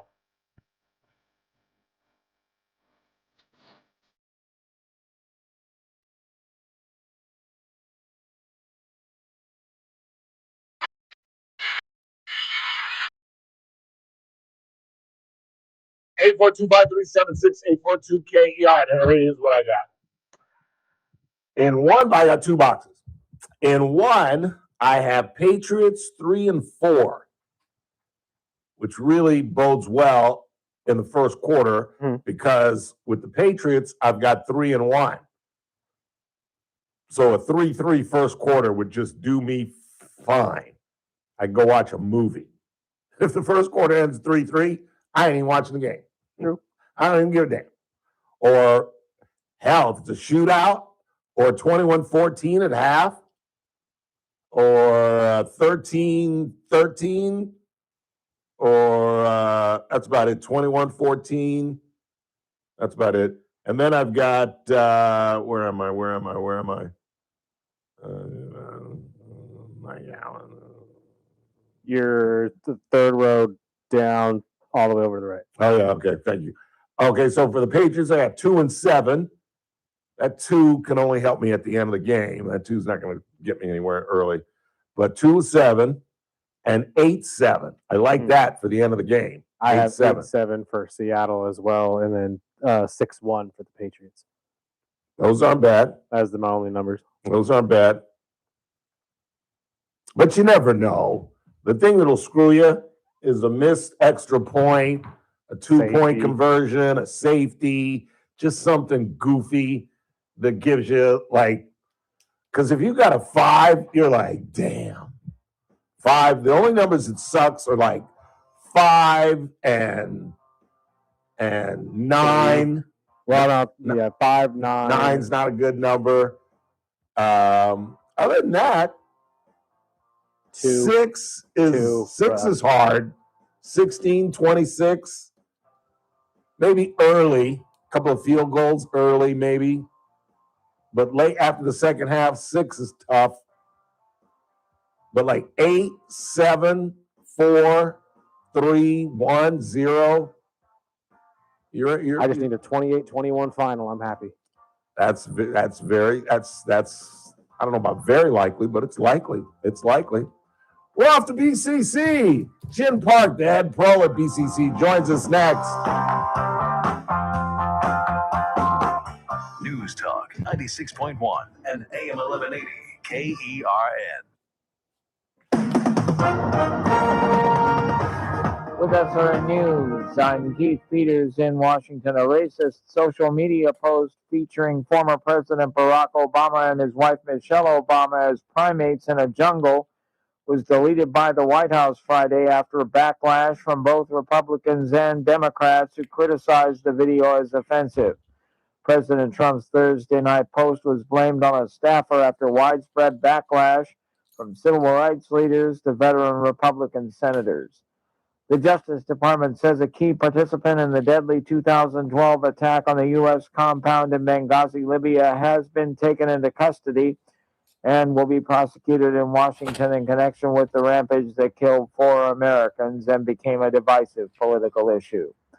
On Wall Street, the Dow by 1,206 points. The Nasdaq rose 490. This is SRN News.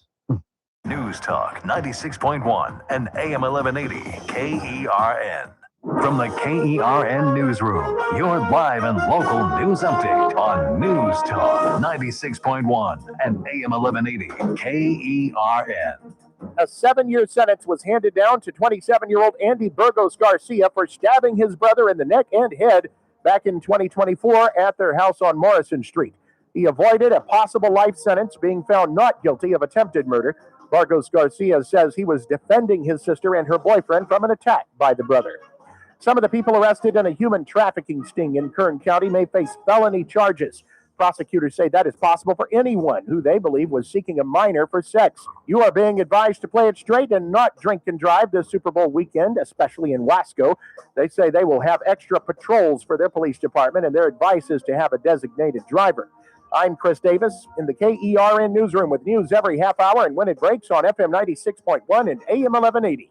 KERN. Meet Paul Sheldon's client, Norma Diaz, owner of La Rosa Fruit Bars and Ice Cream. Hi, I'm Norma Diaz from La Rosa Fruit Bars and Ice Cream, and I'm a client and friend of Paul Sheldon. I've known Paul for many, many years, and my parents happened to be his first clients. So, of course, I called Paul and immediately felt this peace come over me, knowing that I didn't have to freak out about making a big decision. His knowledge about Medicare and your health insurance needs are beyond compare, and I was taken care of immediately by his wonderful staff. He knew everything that I needed and what I wouldn't need, so I was pretty much in and out of there in record time. If you're getting to that age or you're going to be needing to know about Medicare, then he's the one to call. He will totally help you out and get you pointed in the right direction. You're going to leave there feeling a great accomplishment and no concerns. And even if you have questions later, his staff can help you out. Those feelings are just priceless to me. So call Paul. You'll be glad you did. When Medicare matters, our team has the answers. Team Paul Sheldon. 398-2298.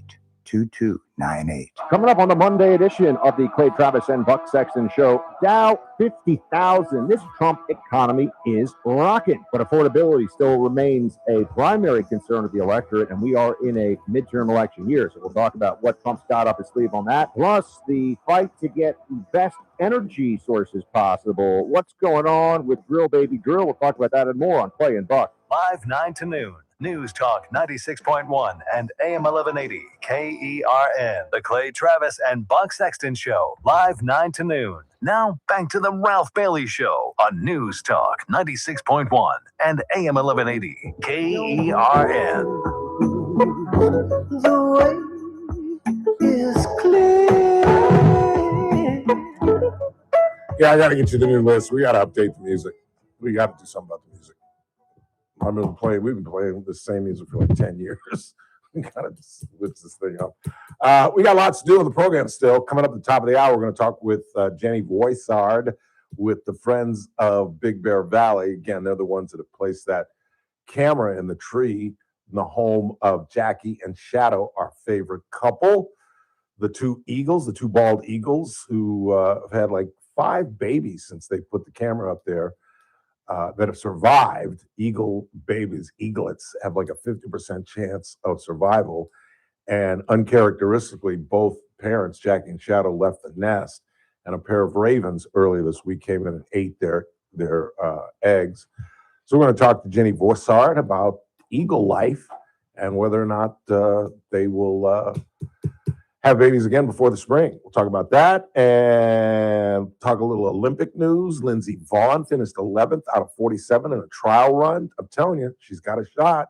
She has a shot. At 41, with a titanic right knee and an absolutely torn ACL on the left, this badass, man, if she just gets a medal, it doesn't matter what it's, bronze, silver, gold, it doesn't matter. And it just the fact that she's out there is absolutely amazing. In the meantime, our coverage of the BC Open continues. The Pro-Am is on Monday. The players will get a practice round on Tuesday, and then they'll stick it in the ground for real on Wednesday. 35% of the field get cut Thursday evening, and then Friday is the finale, and they're vying for a purse of $150,000, and the check presentation on Friday will be $30,000 to the winner. Joining us is the head pro at Bakersfield Country Club, Jin Park. Jin, how are you, sir? Good. How are you, Ralph? Outstanding. Good to hear you. Always fun to have you on the show. We've been talking to a couple of players, talked to Paul Guerra earlier in the week, and everybody seems to think that this is about as tough as the course is going to play in the history of the BC Open. What do you think? I think it's going to be the toughest so far, just because a lot of renovations that we did. Yeah. And then this is the first year that we didn't oversee the surrounds, and everything is Bermuda, so the type of grass is a little different. Yeah, there's some tight lies around the green, Jack. I can tell you, I skinned a couple of sand wedges across the green the other day. Talk about how you've lengthened the golf course. We right now we're doing a lot of renovation. Hole number 12 might be about 15 yards. Hole number 5 about 45 to 55 yards, and hole number 15, good 30 yards or so.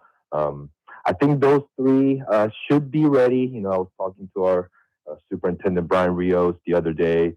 As long as the grass roots in, I think we should be good. The weather's, seems to be cooperating right now. Yeah. And it'll be a little chilly in the low 60s, but nothing these guys can't handle. Do you think the weather will play a factor?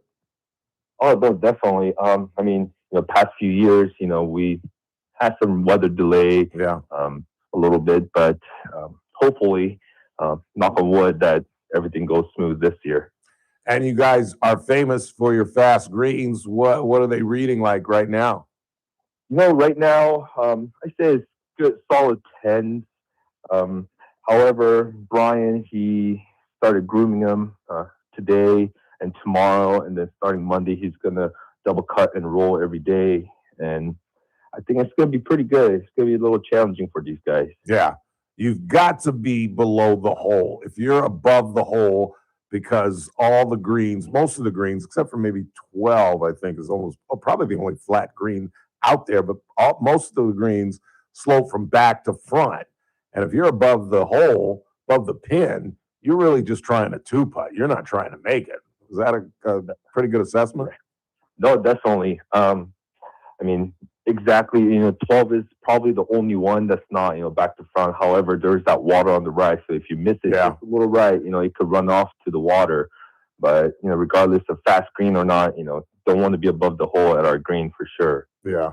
And we talked to Vivek on a couple of days ago, and he was saying that the 5, he's that changed. He says he's going to go from like a 9-iron wedge to maybe 4 or 5-iron. That's a significant difference.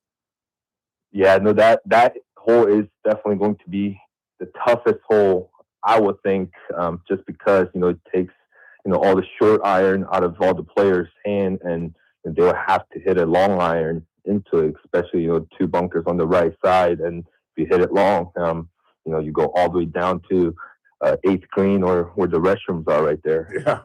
Yeah. And we got a chance to talk to Chris Riley. That was fun. He's kind of the outlier, senior, trying to get on the Champions Tour, 52-year-old guy who's probably 25, 30 years older than most of the players that are out there, but he's got a great attitude and fun guy. Have you got to meet him yet?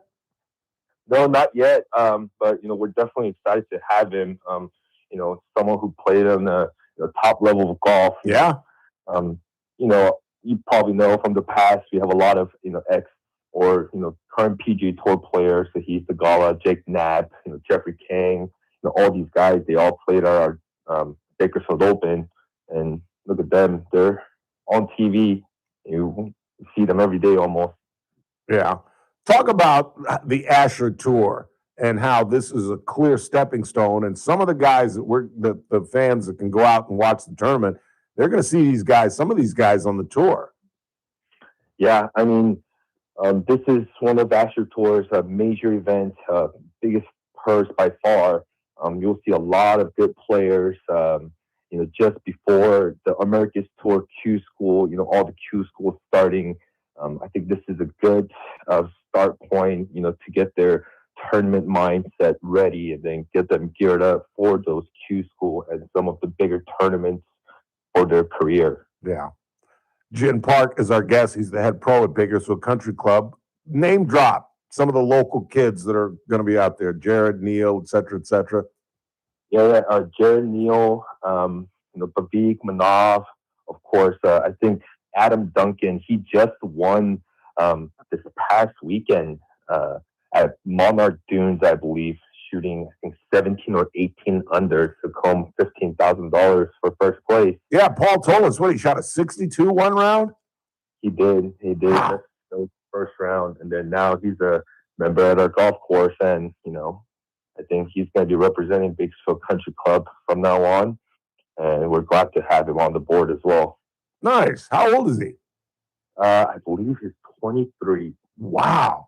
That's outstanding. That is outstanding. How many players you got total? I believe right now we have 132 this year. I think we extended it a little bit more just because we're going to allow the players to ride round 1 and 2 for pace of play. And for round 3, everyone will be walking. Yeah. That's interesting. That will pick up play. What are you getting any feedback on that? Players like that idea?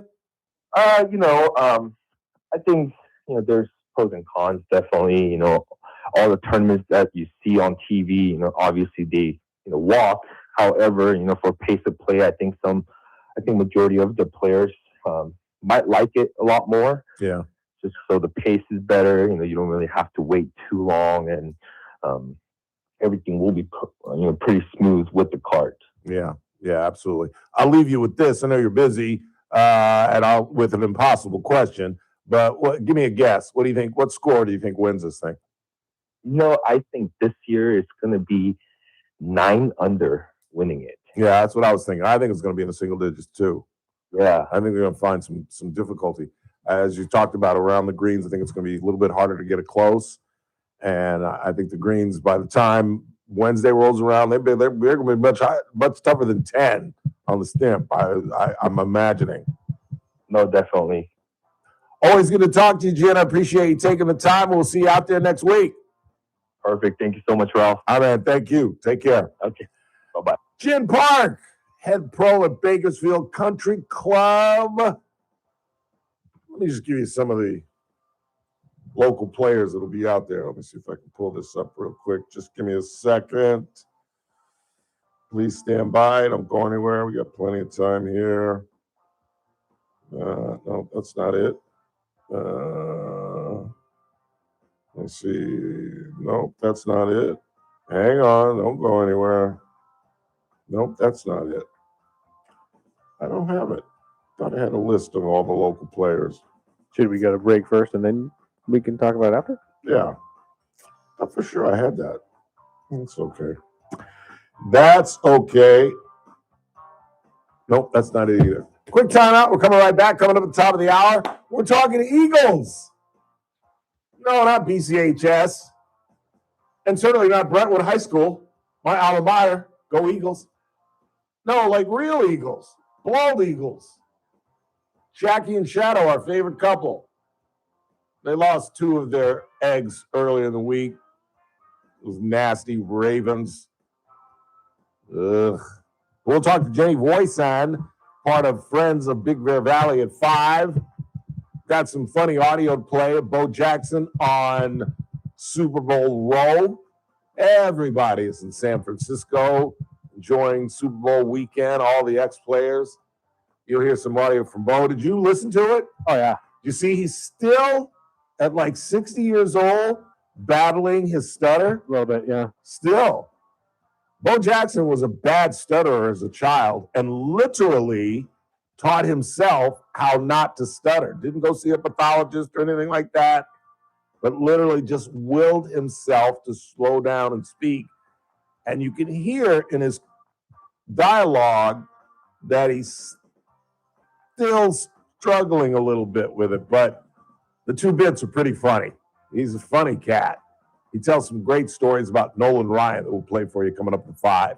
In the meantime, you're listening to the Ralph Bailey Show on a Friday Super Bowl weekend right here on News Talk 96.1 and AM 1180 KERN. We stream live at kernradio.com.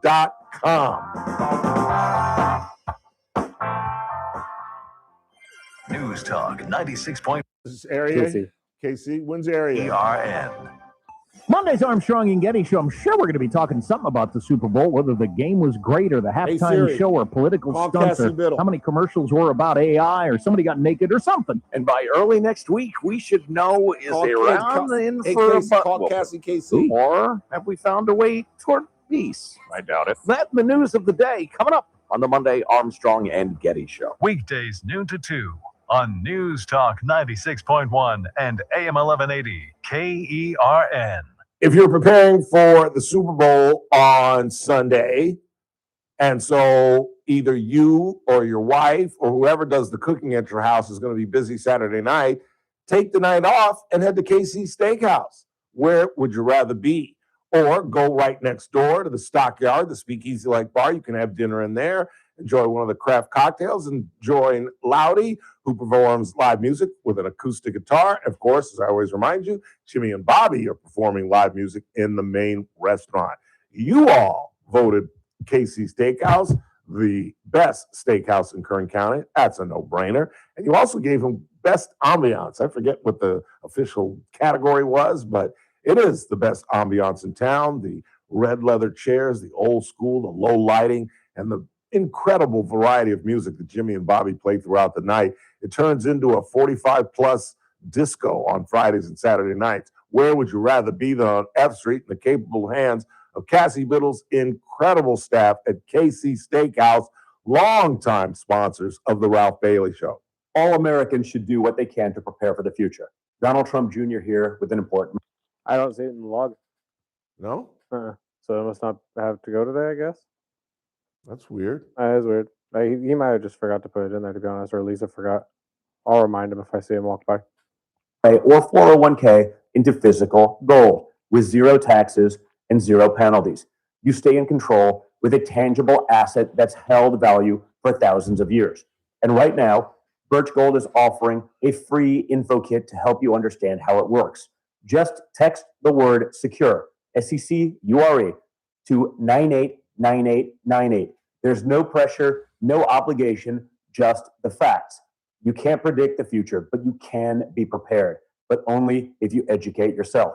So take that first step right now. Text secure to the number 989898 today. That's secure to 989898. Got battery issues? Choose the #1 name in power, A1 Battery. We've got you covered with top quality batteries for every need. Cars, scooters, motorhomes, garage door openers, key fobs, golf carts, home alarm systems, wheelchairs, and so much more. If it takes a battery, A1 Battery has it. With multiple locations to serve you. Enjoy free diagnostics on batteries, starters, alternators, and electrical systems. Plus, get free installation with any purchase. First Friday of each month is free Key Fob Battery Friday. Family owned and operated since 1960. A1 Battery has been providing reliable, friendly service to Kern County. Need us in a pinch? We offer emergency services to make sure you're never stranded. Tell us you heard it on the radio and get 10% off your purchase. Call A1 Battery today, 589-1433 for the location nearest you, or visit online at a1batterycompany.com. A1 Battery, powering your world, one battery at a time. You're listening to The Ralph Bailey Show. Catch me weekday morning 6 to 9 a.m. on First Look with Scott Cox, News Talk 96.1 and AM 1180 KERN.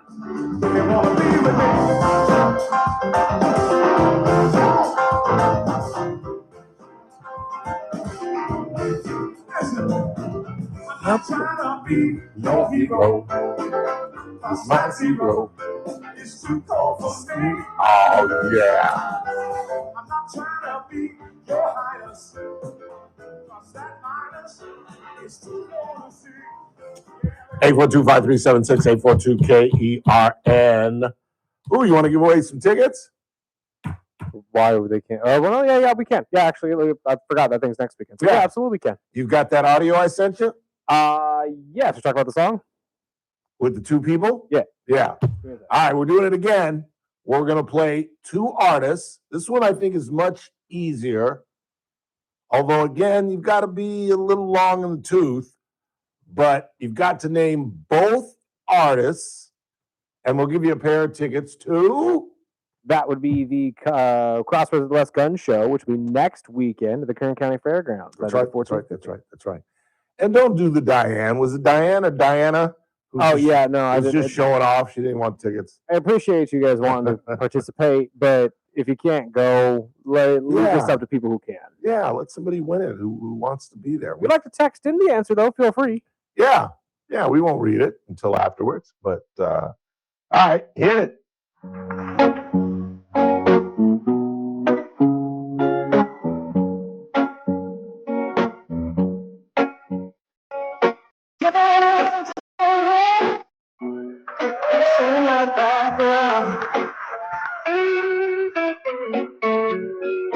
Give me a reason to see it. Turn back around. Said I don't wanna leave you lonely. You gotta make me change my mind. Hey, I got your number. I know that you got mine. You know that I called you all too many times. You can call me baby. You can call me anytime. 842-537-6842-KERN. Oh, we got to wait for the damn 2-minute delay. I hate this. Oh, no, hold on. Oh, you got somebody already? All right, here we go. 842-5376. You must name both artists. One is absolutely a slam dunk. The other one it might be a little more difficult. 842-5376, 842-KERN. Who you got? Kevin is first. Kevin, you're up first. Who you got? I got Tracy Chapman. Oh, gosh dang it, dude. I'm blanking on the other one, man. Oh, man. Take a shot. I know. Epic fail, dude. Yeah, that is. You're going to kick yourself when you hear the winner. You really are. All right, man. Thanks for listening. Appreciate the call. Who's next? 842-5376. Baby, come on, mama. And I have not confirmed that his first answer was correct, but I need both responses. Mike, you're on the Ralph Bailey Show. Who you got? Yeah, it's Clapton and Chapman. That is absolutely right. Eric Clapton and Tracy Chapman. That is absolutely right. Hey, play a little more of that. I love this song. It's a wonderful tune. It is a wonderful tune. And she was like a one-hit wonder. She didn't really do much else. But hey, congratulations. You're going to this thing now, right? Works for me. All right, very good. Very good. We're happy to hear that. Hang on. Talk to Chris. Congratulations. Appreciate you listening. Hang on. All right, very good. I knew Clapton would give him a little difficulty just because hasn't been on the limelight for 20 years. But I love that version. It's a live version. I don't know how those two hooked up.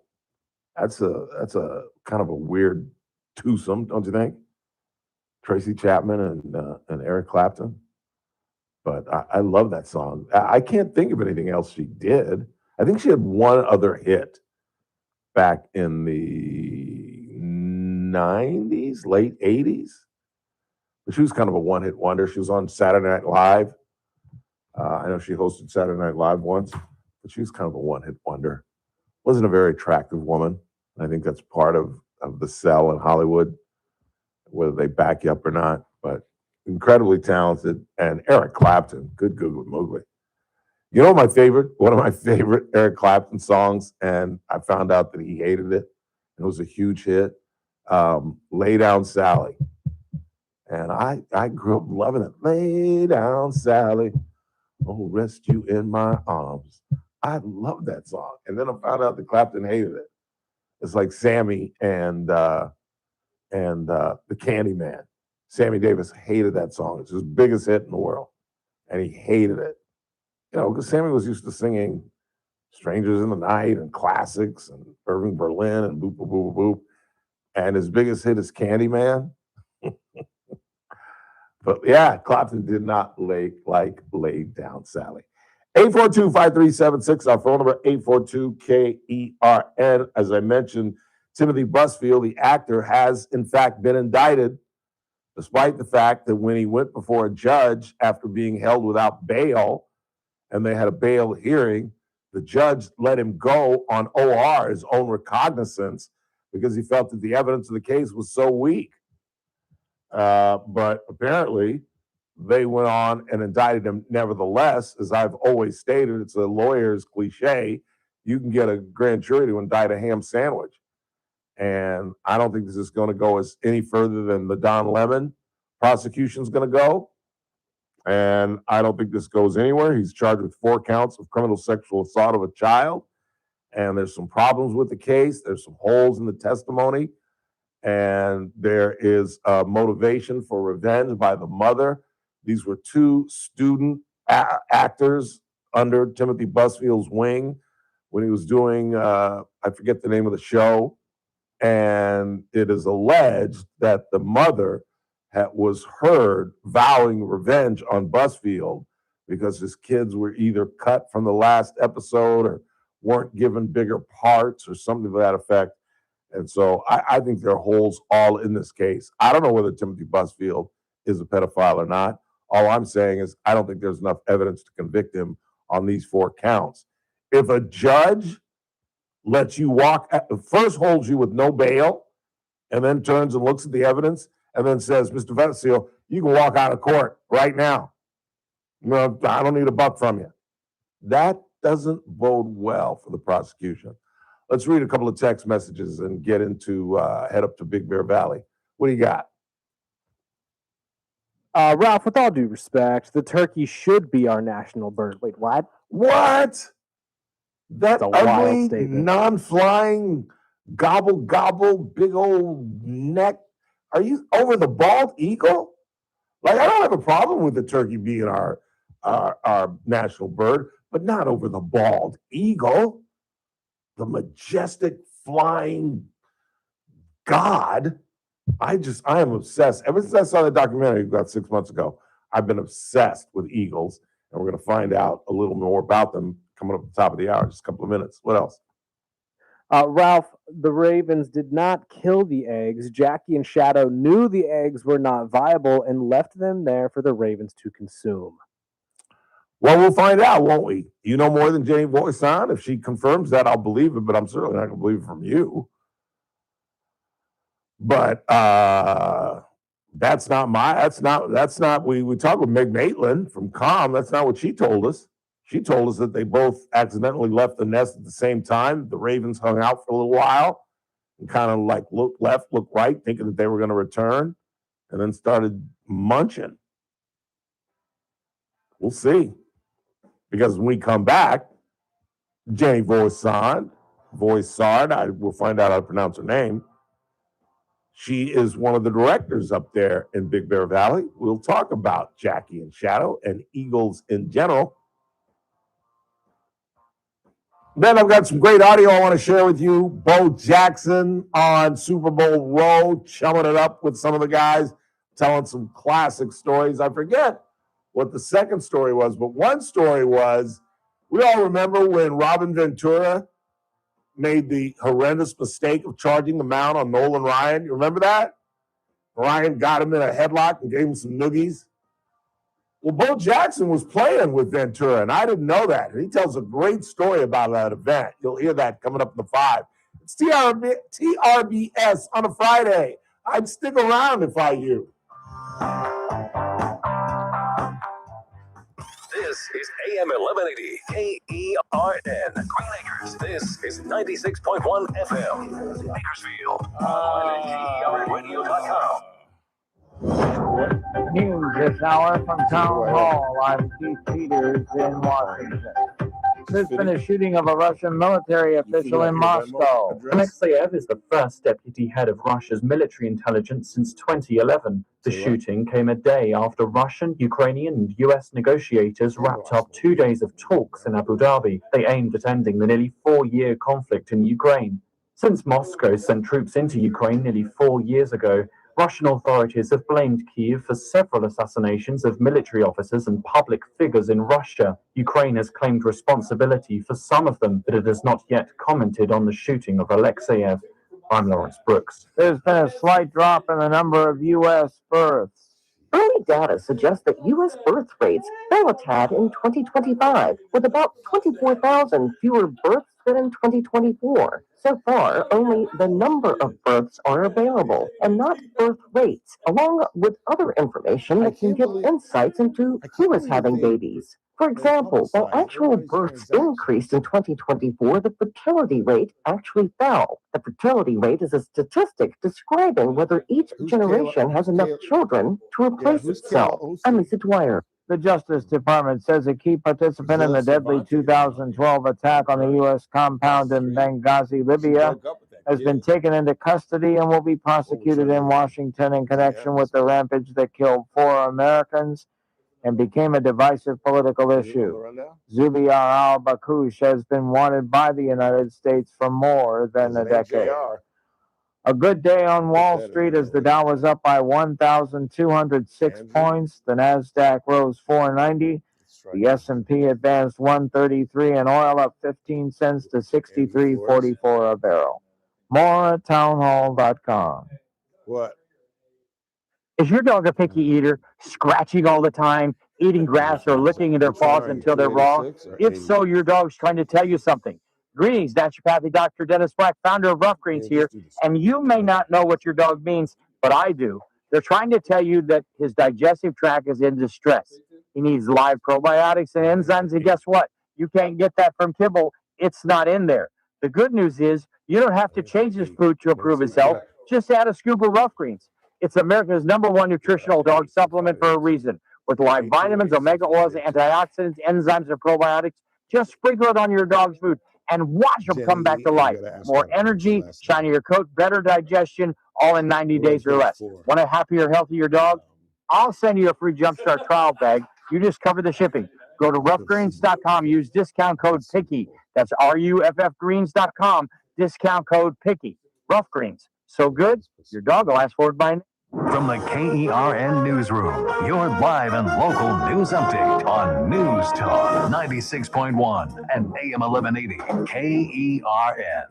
Not his brother's keeper. I'm Chris Davis. In fact, 27-year-old Andy Burgos Garcia has been sentenced to 7 years for the stabbing in the head and neck of his brother, which happened at their place on Morrison Street in 2024. Burgos Garcia had faced a possible life sentence had he been convicted of attempted murder, but the jury found him not guilty on that charge, and the 7 years is for assault. Burgos Garcia contends that he was defending his sister from an attack by the brother. Some students at CSU Bakersfield did not get the emergency alert when the threat had the campus evacuated Monday, and now the school says the third-party vendor responsible for sending out those campus alerts is to blame, saying they did not add the contact info for some of the students. Police are still working on tracking down whomever it was who called in the threat. A 4-year sentence has been handed to a juvenile who admits that he shot and killed 12-year-old Tristan Rudy Alexander Aguilar Rodriguez in October of 2024, whose body was found on Gregory Avenue. A judge handed Javier Leo Armendariz that sentence Thursday and added that Armendariz will be on probation until he's 25. If you've got the inkling to do some fishing tomorrow and you're the right age, you could win $1,000. That's the top prize being given out tomorrow in the second annual Bakersfield Kids Outdoors Fishing Derby that's happening at the park at Riverwalk, starting at 6 a.m. sharp. $2,500 in prizes and trophies will be given out, and the tickets are $25. Filling up for the weekend, gas in California has gone up another 3 cents and is now $4.39 on average, says Gas Buddy. I'm Chris Davis in the KERN Newsroom with news every half hour and when it breaks on FM 96.1 and AM 1180 KERN. That sounds good. What do you think? This is the Army where you shoot them a mile away? You got to get a post like this. Little thing, you blow their brains all over your nice Ivy League suit. It's the Ralph Bailey Show on News Talk 96.1 and AM 1180 KERN. Now make sure you leave the house when you make the call. You understand me? You hear me? Call from an outside line. I mean it. Call in or text to 661-842-KERN. That's 661-842-5376. Listen live at KERNradio.com. Now, the host you've been waiting all day for. Live from the KERN studio, here's Ralph Bailey. Final hour of the broadcast, final hour of the week as we wrap up another 5 days of outstanding radio broadcasting right here on News Talk 96.1 and AM 1180 KRN, where we're streaming live at kernradio.com. And you can watch us do the broadcast live on YouTube. And if there's any portion of the show or any other show that you've missed, you can go on YouTube, where it is chronicled all of our broadcasts over the last 3 or 4 months. And we still have lots to do in the final hour. We're going to hear from Bo Jackson, in my opinion, the greatest athlete that I've ever seen. I don't know about y'all. He's on Super Bowl Row, Radio Row, chumming it up, telling some classic old stories of the 20th century. And I'll give you some updates on Lindsey Vonn, who is expected to compete this weekend. 41 years old, a right knee that's made of Titanic, and a left knee that she blew out a week ago. She was in a trial run with 47 other competitors. She finished 11th, meaning she's got a shot. Because I saw her run, the run that she finished 11th in, and I was like, well, she can't make it because she's not even trying that hard. And yet she finished 11th out of 47. And you could tell she really wasn't pouring it on. I think she's got a shot. I really do. I'm not saying gold, but if she just gets a medal, this is a ridiculous story. This is a motion picture. 41 years old, a Titanic right knee, and a blown ACL. Are you kidding me? This will be better than Hoosiers. Good googly moogly. Meantime, as we reported earlier in the week, the sad news about our favorite couple, Jackie and Shadow, had their eggs destroyed by ravens. One of our callers insists that the ravens did not kill the eggs. We'll find out when we talk with Jenny Fossard. She is with the Friends of Big Bear Valley. Jenny, thanks for coming on the program. Hi, thank you for having me. We've had you on before. Isn't this the second time we've had you on? I believe you had my colleague Sandy on before. Oh, was it? Okay. All right. Yeah. Very good. So set us straight. Were the eggs not viable? The ravens just cleaned it up, or did they, in fact, kill the two eggs? Well, Jackie and Shadow were away from the nest a few hours that day, and they had allowed the ravens to get very close to and land on the nest tree itself. While they were gone, we had noticed that one of the eggs didn't look quite right in the sunlight. And we zoomed in and confirmed that at least one of them had a crack. Yeah. So and a crack means death. They're not viable after. That means the egg, yes, is not viable. Okay. And ravens, when they came back to the nest, they had pierced the shells of both eggs and consumed some of the contents of both eggs. So we don't know if one egg was still viable or not. Yeah. And it's my understanding that, they have about a 50% rate of survival. Yes, it's tough to become a bald eagle. It truly is. How many children have they had now? They've had, I'm guessing, 4 or 5 successful births? Jackie Hatches? and Shadow have fledged 4 chicks together. Fledged? Is that the verb I should be using? Fledged, yes. Okay. And Jackie has fledged 5 chicks total because, of course, she was with Mr. B before Shadow. What? She had another man? She did. I thought eagles were like penguins and they made it for life. This hussy? Well, no. Jackie started out with Mr. B, and they had Stormy in 2018. I thought you were going to say they had a stormy relationship. And Shadow came on the scene and ran off Mr. B? He ran off Mr. B, and Jackie and Shadow have been together ever since, and they have had 4 chicks fledged. Wow. Between the two. Is that common among eagles? A bigger eagle or a stronger eagle coming in and running off the male? Well, what was interesting was that there was no violence or anything. I mean, Shadow really just kind of stood there and hung out and wore down Mr. B, and Mr. B would sort of try to go at Shadow, and Shadow would just lean back out of the way. Yeah, I did that once in college, my sophomore year. Her name was Linda. No, I'm just kidding. That's interesting. I did not know that. But primarily, don't they mate for life? Yeah, like Jackie and Shadow. Yeah, Jackie and Shadow will be forever, right? Yes, they mate for life unless something were to happen to the other one. But Jackie needed Shadow to come in and get the right one, I guess. Yeah, I suppose so. And do we know how old they are? Because they have a lifespan of what, 10, 20 years? Is that right? Well, the oldest wild bald eagle ever found lived to be 38 years old. Wow. And Jackie and Shadow, we just celebrated their hatch day. And Jackie is 14 and Shadow is 12. Wow. That's incredible. Talk about flight. I got obsessed with a documentary on PBS about eagles, and it was based on their flight and their wing structure and how they do fly so fast and can swoop so quickly. Talk about that a little bit. Well, it's really about a few things. Their wingspan, as you know, is very large. Right. So female wingspans could be anywhere from 7 feet to 8 feet in length. And then eagles also have 7,000 feathers. Right. All over their bodies.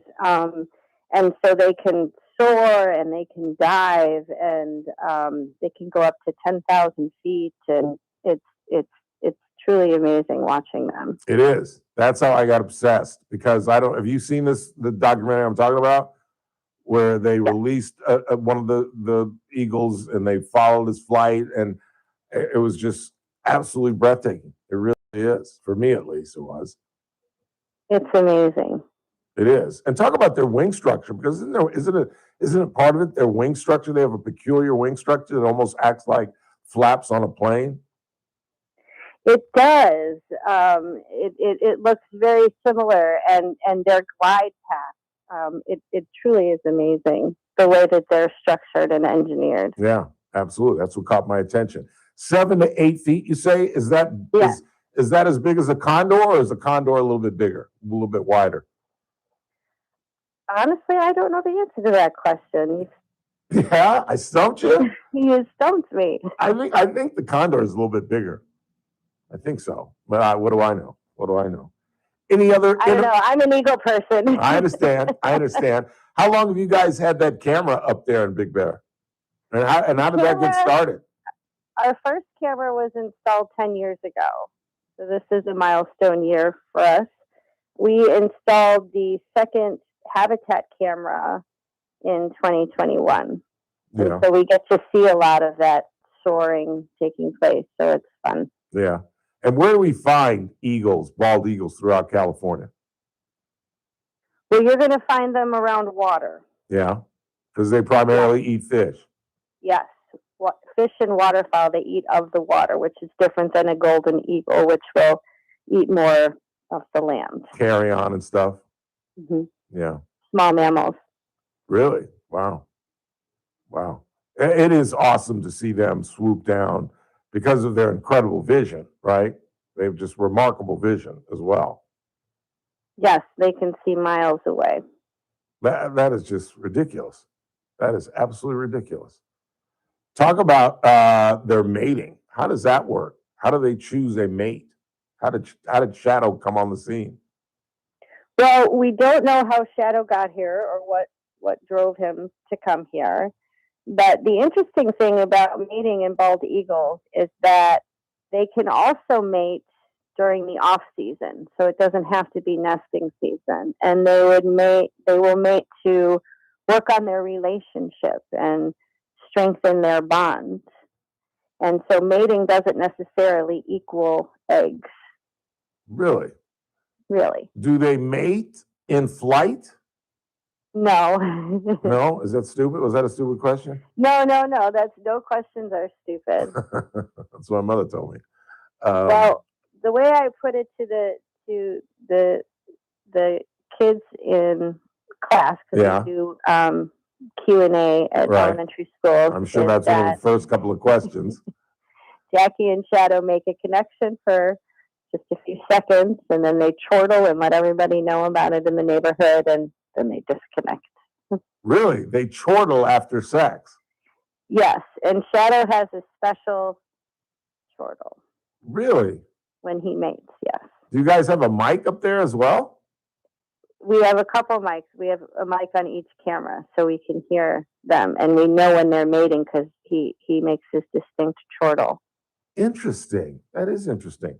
Are they the only two eagles up there, or just the only two you guys are monitoring? They're the resident pair, but there are other visiting bald eagles in the area. Yeah. Is there a conflict among bald eagles? Do they fight at all? Do they fight over territory, or in this case, eagles with mates? They'll defend their territory, so we'll see them what's called supplanting another one off a tree limb. So that's kind of flying and making them leave their tree. Yeah. Jenny Vossard is our guest. She's with the Friends of Big Bear Valley. Do they have any enemies? Does anybody mess with a bald eagle?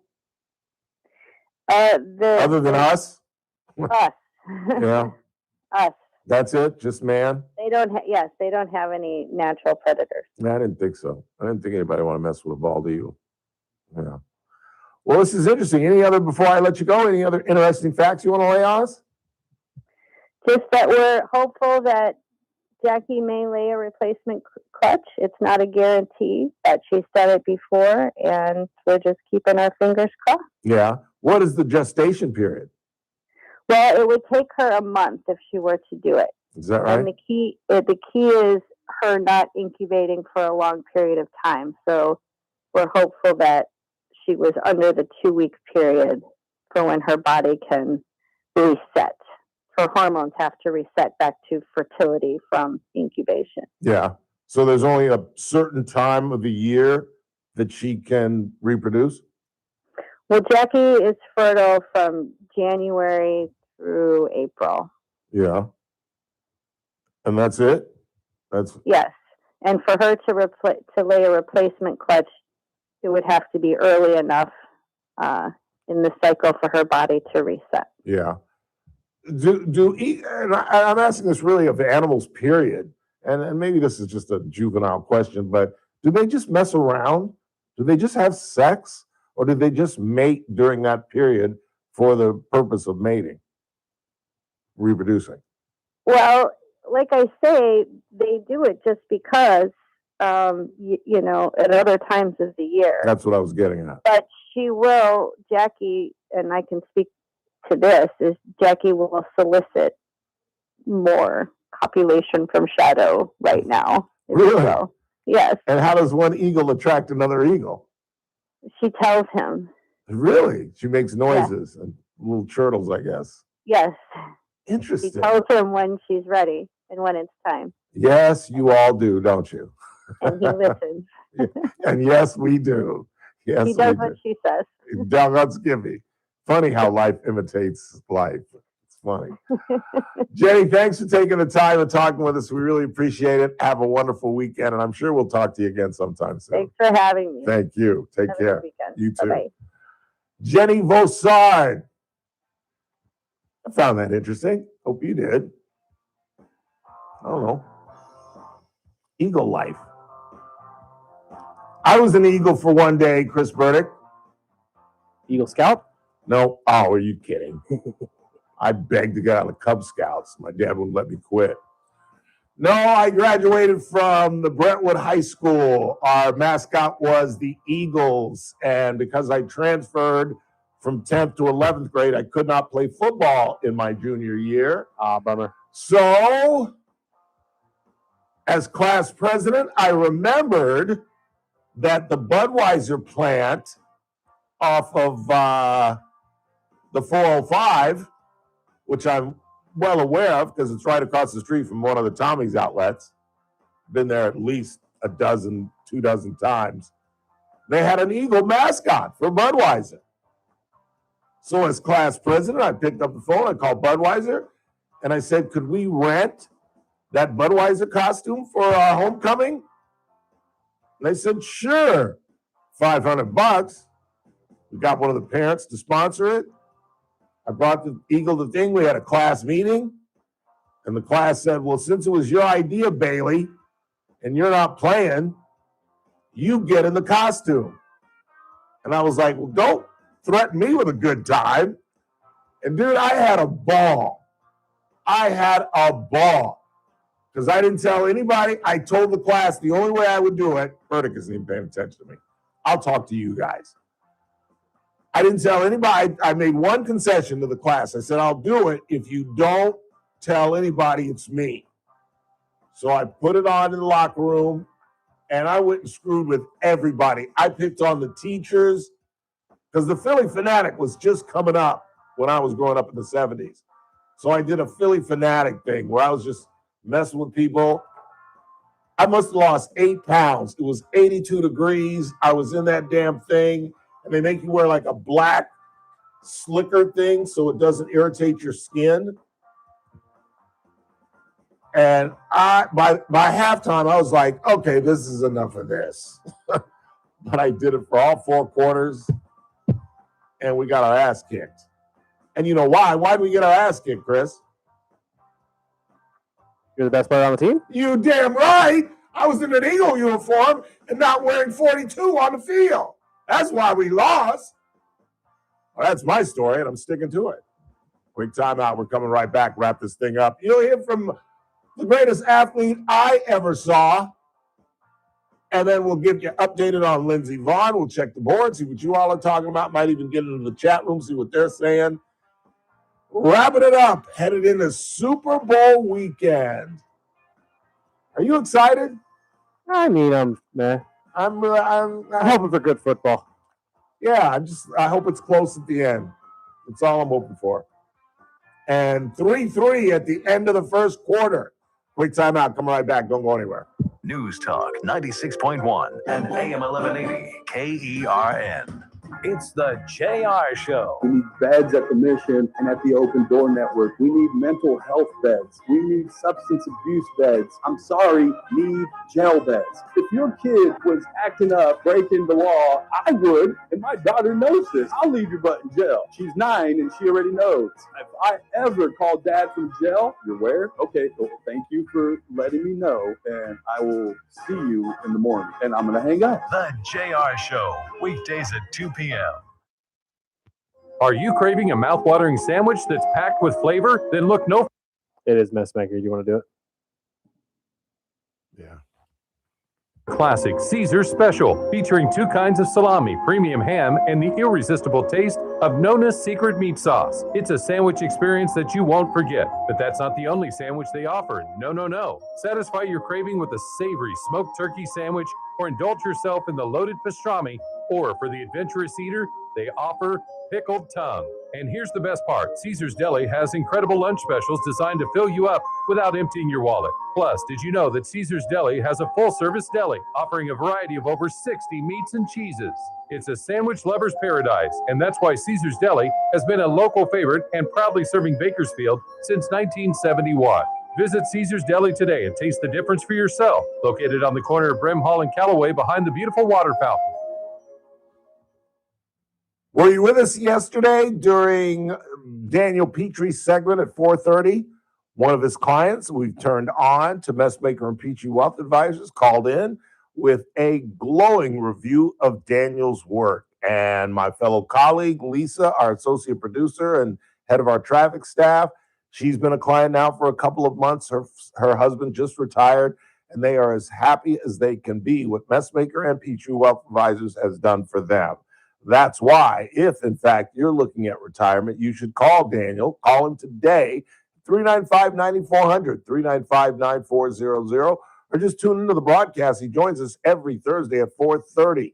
Daniel Petrie and the folks at Messmaker and Petrie Wealth Advisors. This broadcast is for informational purposes only. Does not constitute a solicitation or offer to buy or sell any security, future option, or other financial instrument, or to offer or provide any investment advisory or other services to any person in any jurisdiction by Daniel Petrie or MPWA Inc., DBA Messmaker and Petrie Wealth Advisors. Any views expressed in this broadcast by us are prepared based upon the information available to us at the time, and we are under no obligation to update our views. Meet Paul Sheldon's client, Guy Picard. Hi, my name is Guy Picard, and I am very happy that I found Paul Sheldon. What a relief it is trying to turn 65 and find somebody like him to help me navigate this industry. I think that it's really important that you look at all of the options that you have and then give Paul Sheldon a call, because he will create a plan that fits your budget and fits what you're trying to achieve as far as trying to get the best possible medical care that you can have. So I'd like to recommend Paul Sheldon to any of you out there that are trying to navigate the medical industry at turning 65. Give Paul Sheldon and his staff a call. They are awesome. And I'd just like to say, Paul and your whole entire staff, you guys rock. When Medicare matters, our team has the answers. Team Paul Sheldon. 398-2298. I'm JR Flores. Catch my show, The JR Show, weekdays at 2 p.m. Now, back to the Ralph Bailey Show on News Talk 96.1 and AM 1180 KERN. Lumpy just texted me, my good friend Lump just texted me. I met Arnold Schwarzenegger at the Tommy's by the Bud Brewery in the early 1980s. One of my teammates from USD rugby team started at Bud working summers during college and is now the mater brewer at the same brewery. That's interesting. I got to smoke. They used to have a tour of that thing. They have like a, or they did, like a metro rail, like a monorail kind of thing going on. I never took the tour, but apparently it takes you into the brewery and things. I just went to the office and picked up the Eagle costume. But yeah, that was one of our hangouts. We would go, there were 3 Tommies we would go to. You go to Rampart after Dodger games. Skelly lived in Sherman Oaks. I went to high school in Sherman Oaks till I was in 10th grade. So we'd go to the one in Van Nuys and then the one on, I think, what is that? Roscoe Boulevard, I think it is. Right there across the street from the Budweiser plant. Those are the three big ones. And then when I left Morehouse in 85 and did a year at Long Beach State, they started to expand, and there's one out in Long Beach that I used to hang out with. God, I love me some Tommy's. The 3 days I was in Vegas on my last trip, I had Tommy's for breakfast all 3 days. No, 2 of the 3 days. I had breakfast in the hotel the first day, and then at a Lark, I just said, let me see if they Uber eat Tommy's. And I was like, oh, you got to be kidding me. And I had Tommy's for breakfast the next 2 days. 842-5376, 842-KERN. What do you got, Chris? Ralph, I'm pretty sure they're going to come out and say that his account was hacked and it was Iran. Well, no, they're that's funny. If that was meant to be funny, that's a base hit. No, they're putting it on a staffer. They're going to try to throw a staffer under the bus. We're talking about what we led with that I didn't really want to talk about again, but the president put out an incredibly racist trope. And I'm just done with the guy. I really am. You know, and it's not just the fact that he's probably a racist or likes to portray himself as a racist to preach to that small section of his supporters that are white supremacists and racists. But it's the the thing that really pissed me off that I haven't talked about because I know y'all don't want to hear it. But when he put his name on top of John Kennedy's memorial, are you kidding me? Like, what's next? Oh, by the way, the Jefferson Memorial, it's now the Trump Jefferson Memorial. And you know what? That wouldn't even be as egregious because Thomas Jefferson died an old man on July 4th, the very same day that John Adams died. John Kennedy was shot in the face, or at least in the back, and had his head blown off. And this guy has the audacity, and wait till you hear what he's doing in New York, where he's holding up $16 billion of funding in exchange for them changing the name of Dulles Airport to Trump. And what's the other thing he wants? Penn Station? I mean, I'm beginning to think he's going the route of Uncle Fluffy. Quick timeout, final half hour. Don't go anywhere.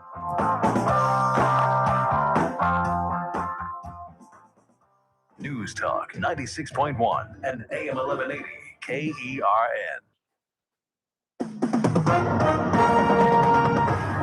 With SRN News, I'm Keith Peters in Washington. Nearly 2 weeks after a massive storm left much of Mississippi covered in ice, some people are still without power. Barbara Bishop, who lost power 13 days ago, says she still finds herself trying to flip on the lights and looking in her fridge for food that has since spoiled. Nearly 20,000 customers remained without power in northern Mississippi on Friday, according to PowerOutage.us, which tracks outages nationwide. President Trump says the United States had very good talks on Iran and said more were planned for early next week, but he kept up the pressure, warning that if the country didn't make a deal over its nuclear program, the consequences are very steep. On Wall Street, the Dow up by over 1,206 points. More details at srnnews.com.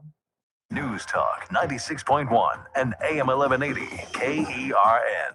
From the KERN Newsroom, your live and local news update on News Talk 96.1 and AM 1180 KERN. The juvenile who admitted he shot and killed 12-year-old Tristan Rudy Alexander Aguilar Rodriguez in October of 2024 has been given a 4-year sentence since he is a juvenile. Javier Leo Armendariz will also be on probation until he is 25.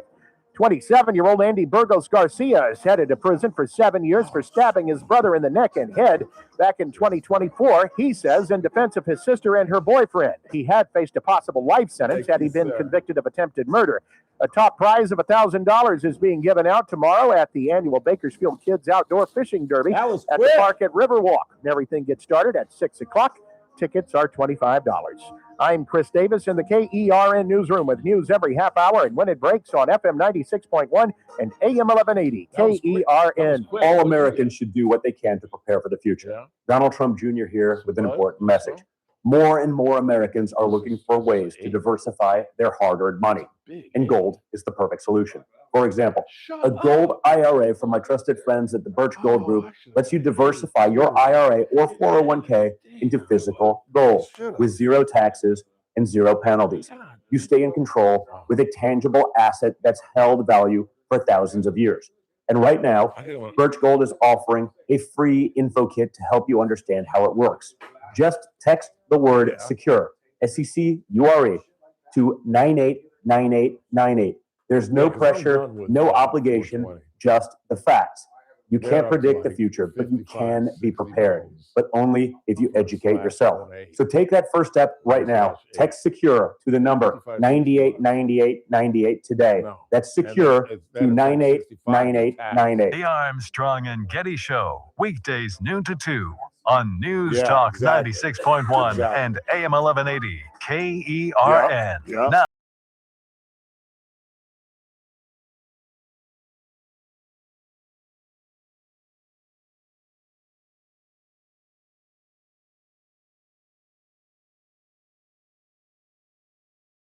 I didn't even talk about that at the top of the show when I was talking about the president's racist trope and how I'm just done. I'm just done. I can't do it anymore. I can't do it anymore. And I'm almost grateful that there's not another term. There's just no excuse for the leader of the free world to attack another president. It's just not done. George Bush was incredibly kind to Barack Obama, welcoming them in. Michelle has talked about how the Bush girls went out of their way to make White House life easy for Sasha, Malia. They were young kids, and they took them around and showed them kind of secret hideouts and things that they could do in the White House. And imagine what they're going through right now. Sasha, Malia, their parents being parodied as apes. And I'd love to hear somebody tell me that it's not a racist trope. Believe it or not, the woman that I got into an argument with on Facebook was a black woman who insisted that this, until she heard it from the president, she doesn't believe it. And I'm just like, you don't understand how the White House works. No staffer got on his account. That's at midnight? Come on. That's crazy. And even if that's the case, then good. Fire him. Identify him. Make an absolute example out of him, and fire his ass. And there's been no apology from the White House. And again, as I led the show, they initially defended it. That's when I lost it. I waited. I really did. When I first saw this, I was like, well, this is typical stupidity. This is just, I don't know. They'll walk this back. No, they didn't. Not initially. Carolyn Levitt, the press secretary, said this is from an internet meme video depicting President Trump as the king of the jungle and Democrats as characters from The Lion King. Please stop the fake outrage. That's when I lost it. That's when I drew the line. The fake outrage, and report on something today that actually matters in the American public. Well, she's right about that. It doesn't impact any of our lives. It's just an embarrassment, and it shows who really Donald Trump is. A narcissistic man who doesn't give a damn about the Republican Party. He doesn't give a damn about the presidency. He just cares about Donald Trump because he is destroying the Republican Party. Because I'm telling you, once again, if in a couple of months they win both the House and the Senate, life, as you know, is about to radically change. And if they win the House and the Senate, it'll be very difficult for somebody out of the Republican Party, no matter who the nominee is, to win the presidency in 2028. It really is.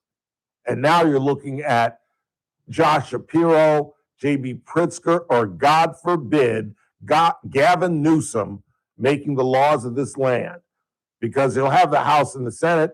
And what do you think they're going to do? Do you really think they're going to sustain 60 votes in the Senate? No, they're not.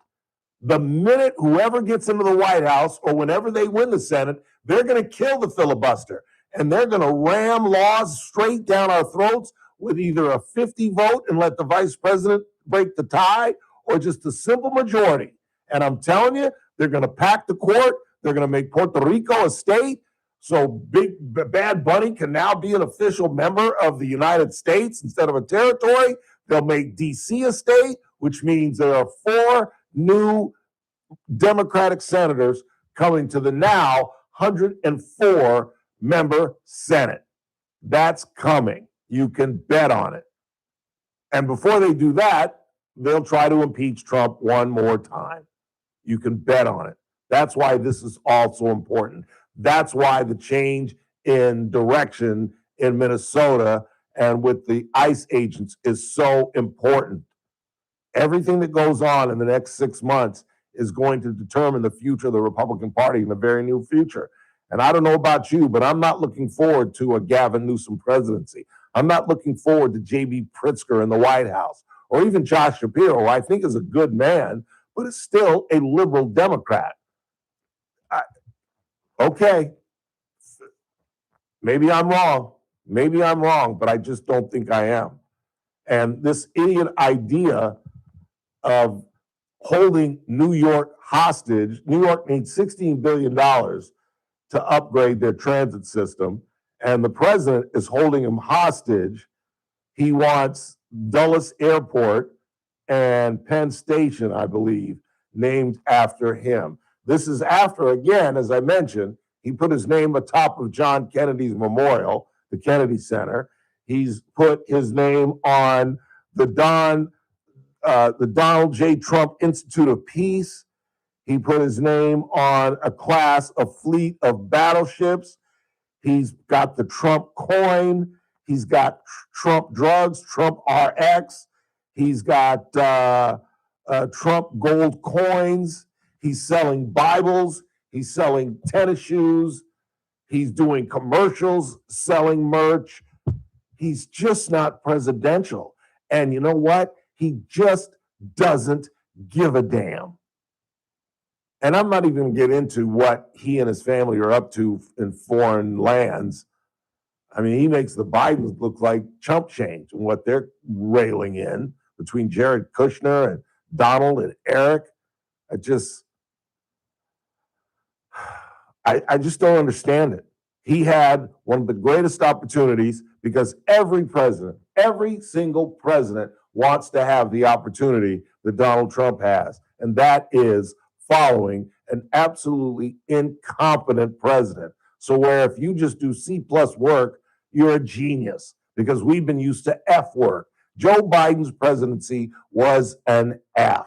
They passed legislation because they had the numbers, but the legislation that they passed wasn't really significant and didn't change our lives, not as much as some of the stuff that the president has done, where we have completely shut down the border. He could have owned this. He could have absolutely owned this and had approval ratings in the 50s.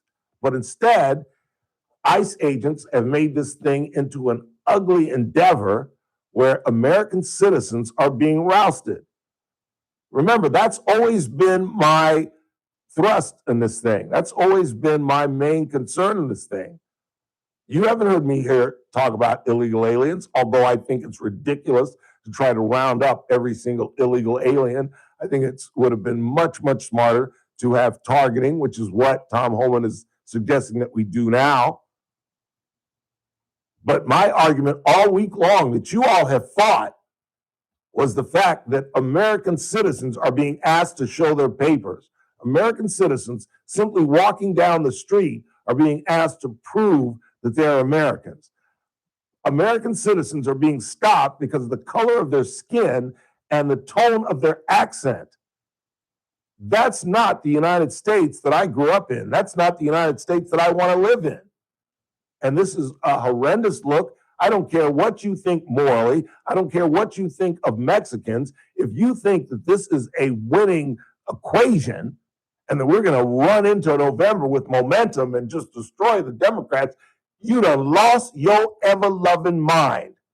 And I'm telling you, when it's the new year and we're celebrating 2027, and the House belongs to the Democrats, and Hakeem Jeffries is the Speaker of the House, when the Senate is overwhelmingly majority Democrats, and Chuck Schumer is the majority leader, breaking down the issues and the things that come to the floor. And then they say, we're getting rid of the filibuster. 51 votes can pass legislation. And then we'll all be standing around scratching our heads wondering, how could this have happened? What led to this?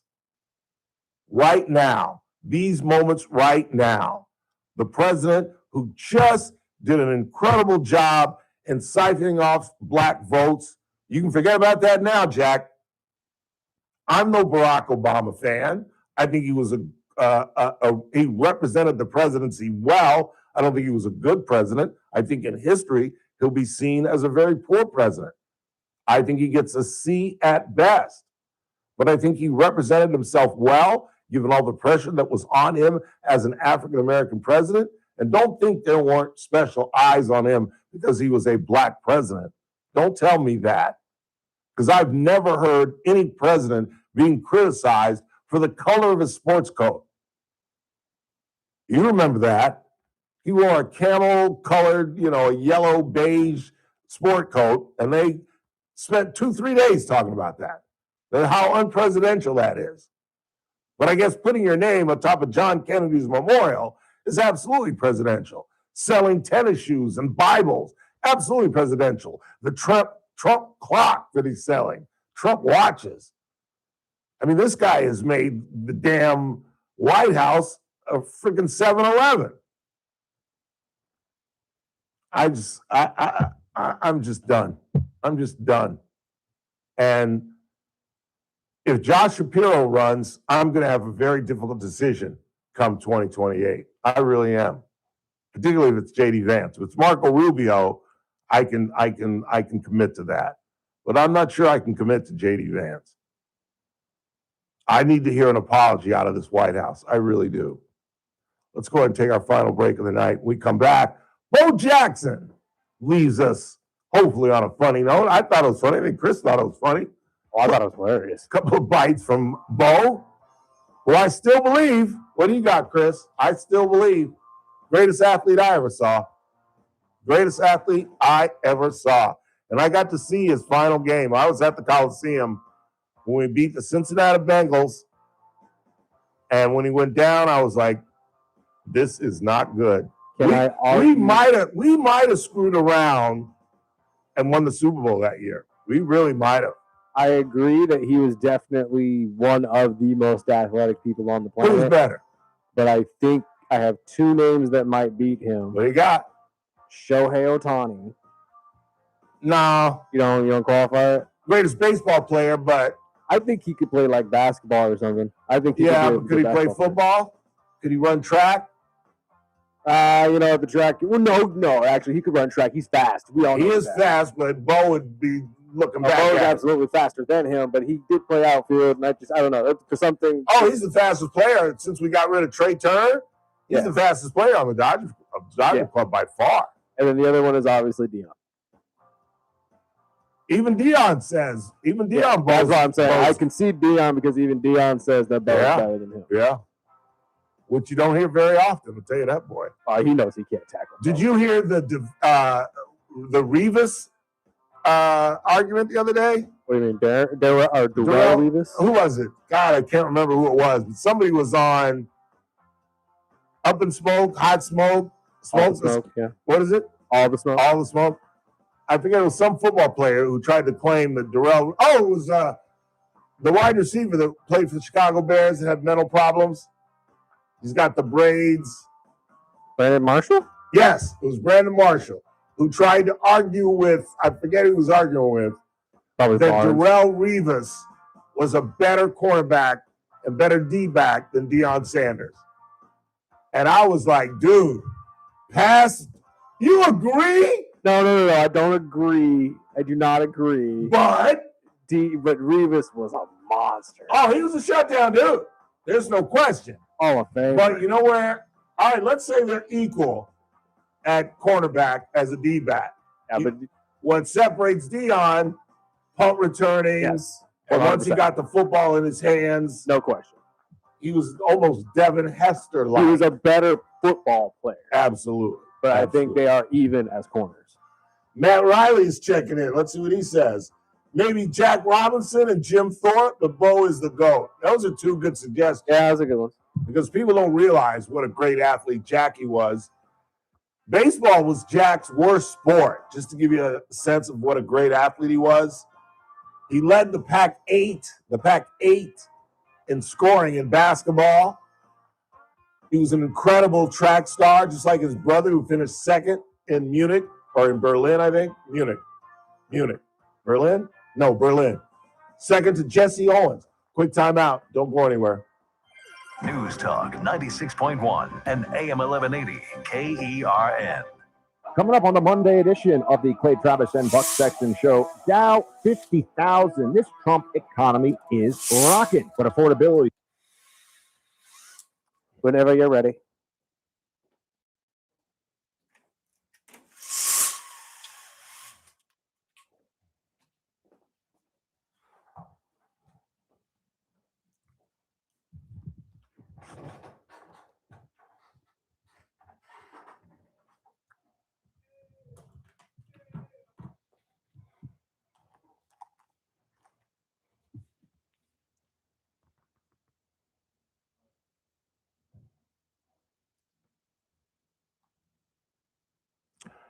Three, two. The racist trope that Donald Trump posted shows how this administration works, because initially the press secretary doubled down and told us to stop the fake outrage.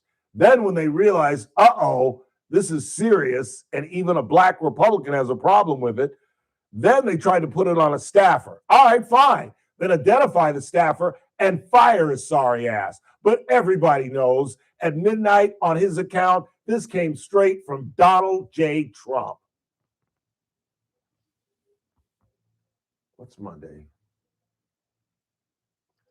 3, 2. It's that man again. Look what's coming up on the Monday TRBS. What'll be a post-Super Bowl show. We'll certainly critique the commercials, the ball game, the performances, and of course, Kathy Abernathy will be with us as well. All that. And me at 3, let me do that again. 3, 2. It's that man again. Look what's coming up on the Monday TRBS. What'll be a post-Super Bowl Monday. We'll examine the commercials, the performances, etc. Plus, the Pro-Am, the BC Open Week starts. We'll talk about that. And Kathy Abernathy at 4 o'clock. All that. And me at 3. It's TRBS. News Talk 96.1 and AM 1180 KRN. I'll see you Monday.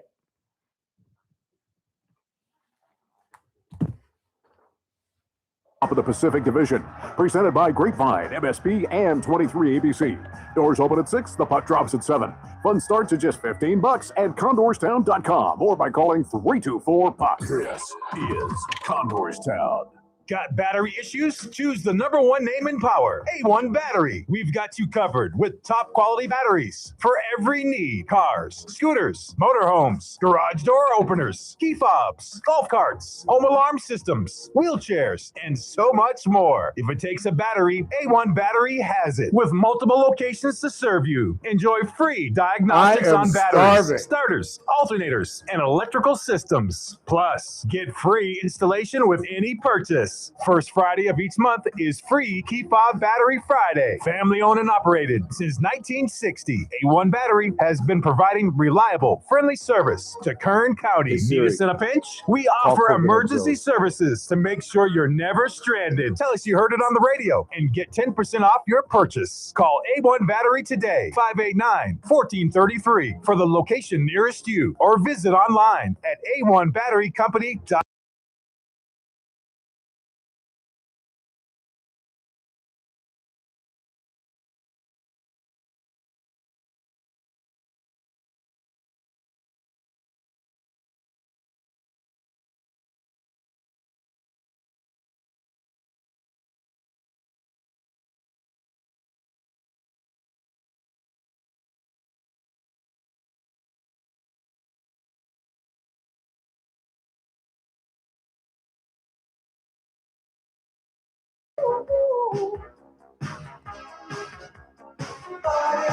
We should have played this for the tickets. I bet they couldn't name this artist because I almost forgot. Do you know? Oh, you know it is. You're looking at it. But yeah, that was Eddie Murphy. His one big hit. He did that with Rick James. And it actually, for a minute, was like kind of hot. I remember because he, you know, who pumped it up for him was Arsenio Hall was hot at that time when that came out. And Arsenio Hall pumped it up, but Eddie's singing career did not go very far. In the meantime, Bo Jackson was on Radio Row for the Super Bowl and chopping it up. Let's begin with his Nolan Ryan story. I love this story.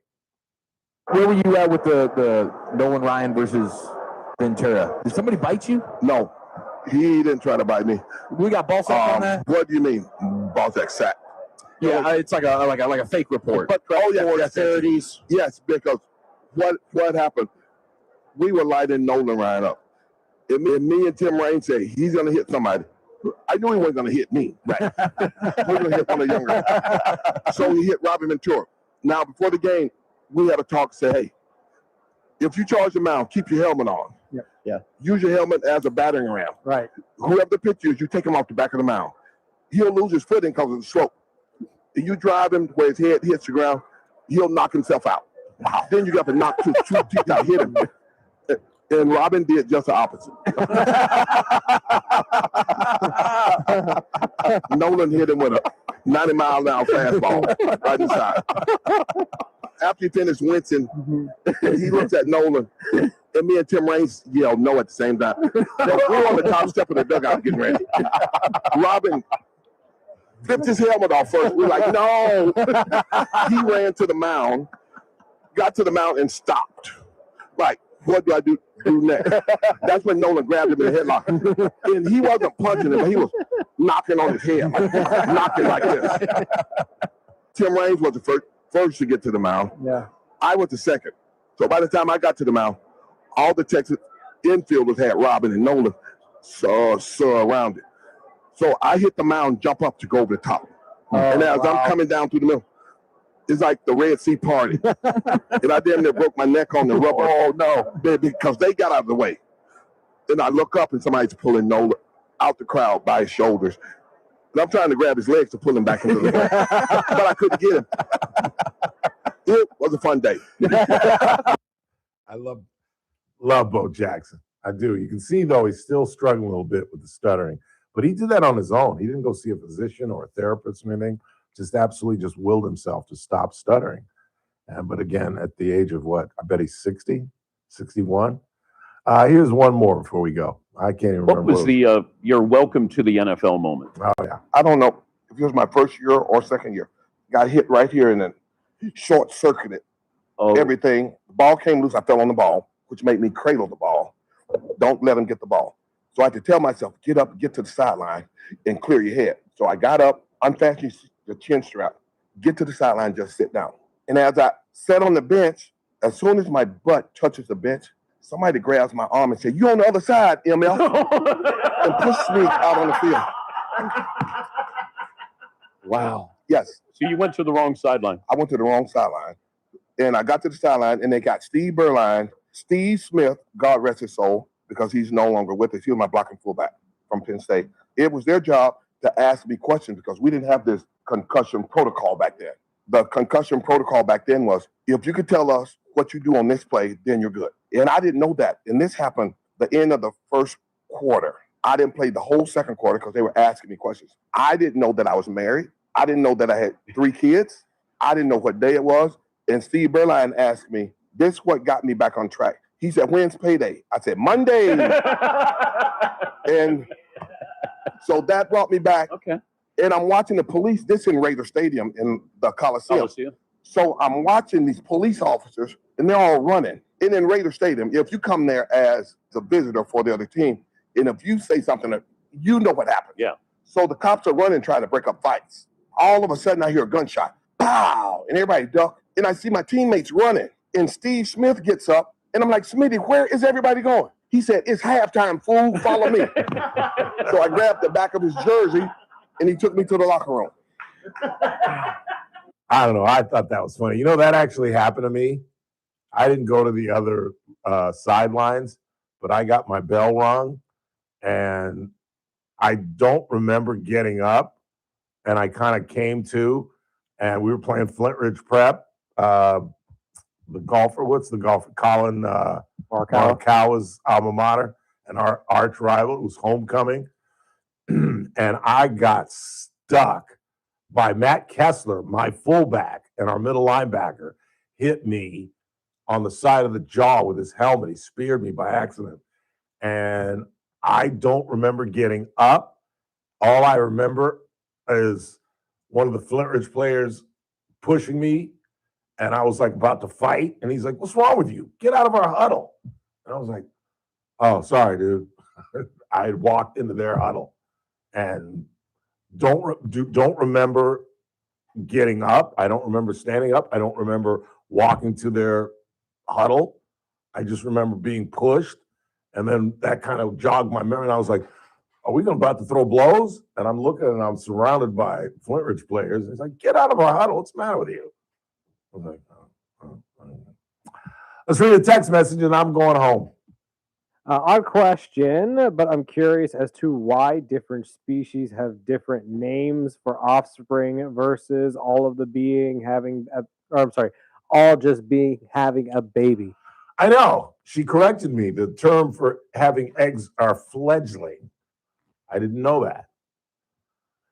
I just thought giving birth. I don't know. I found that interesting, though. Didn't you find that interesting? A little segment on fun, Eagles? The Shadow is a badass that drove off her first husband. I feel like we got told that before. Did we? I think so. Like when she said it, I was like, "Oh yeah," but like I Did the woman, because we've interviewed the folks from up there twice. It might have been her initial, the woman she said Sandy we had on first. Sandy, exactly. Probably. All right, we'll have a wonderful Super Bowl weekend. Remember, listen to your friend Ralph. Shrimp and ice, the key to any solid Super Bowl party. And, of course, the mandatory 7-day layer dip, but I assume you knew that. In the meantime, for Chris Burdick, I'm Ralph Bailey. That's what's really going on. I will rap to you on Monday.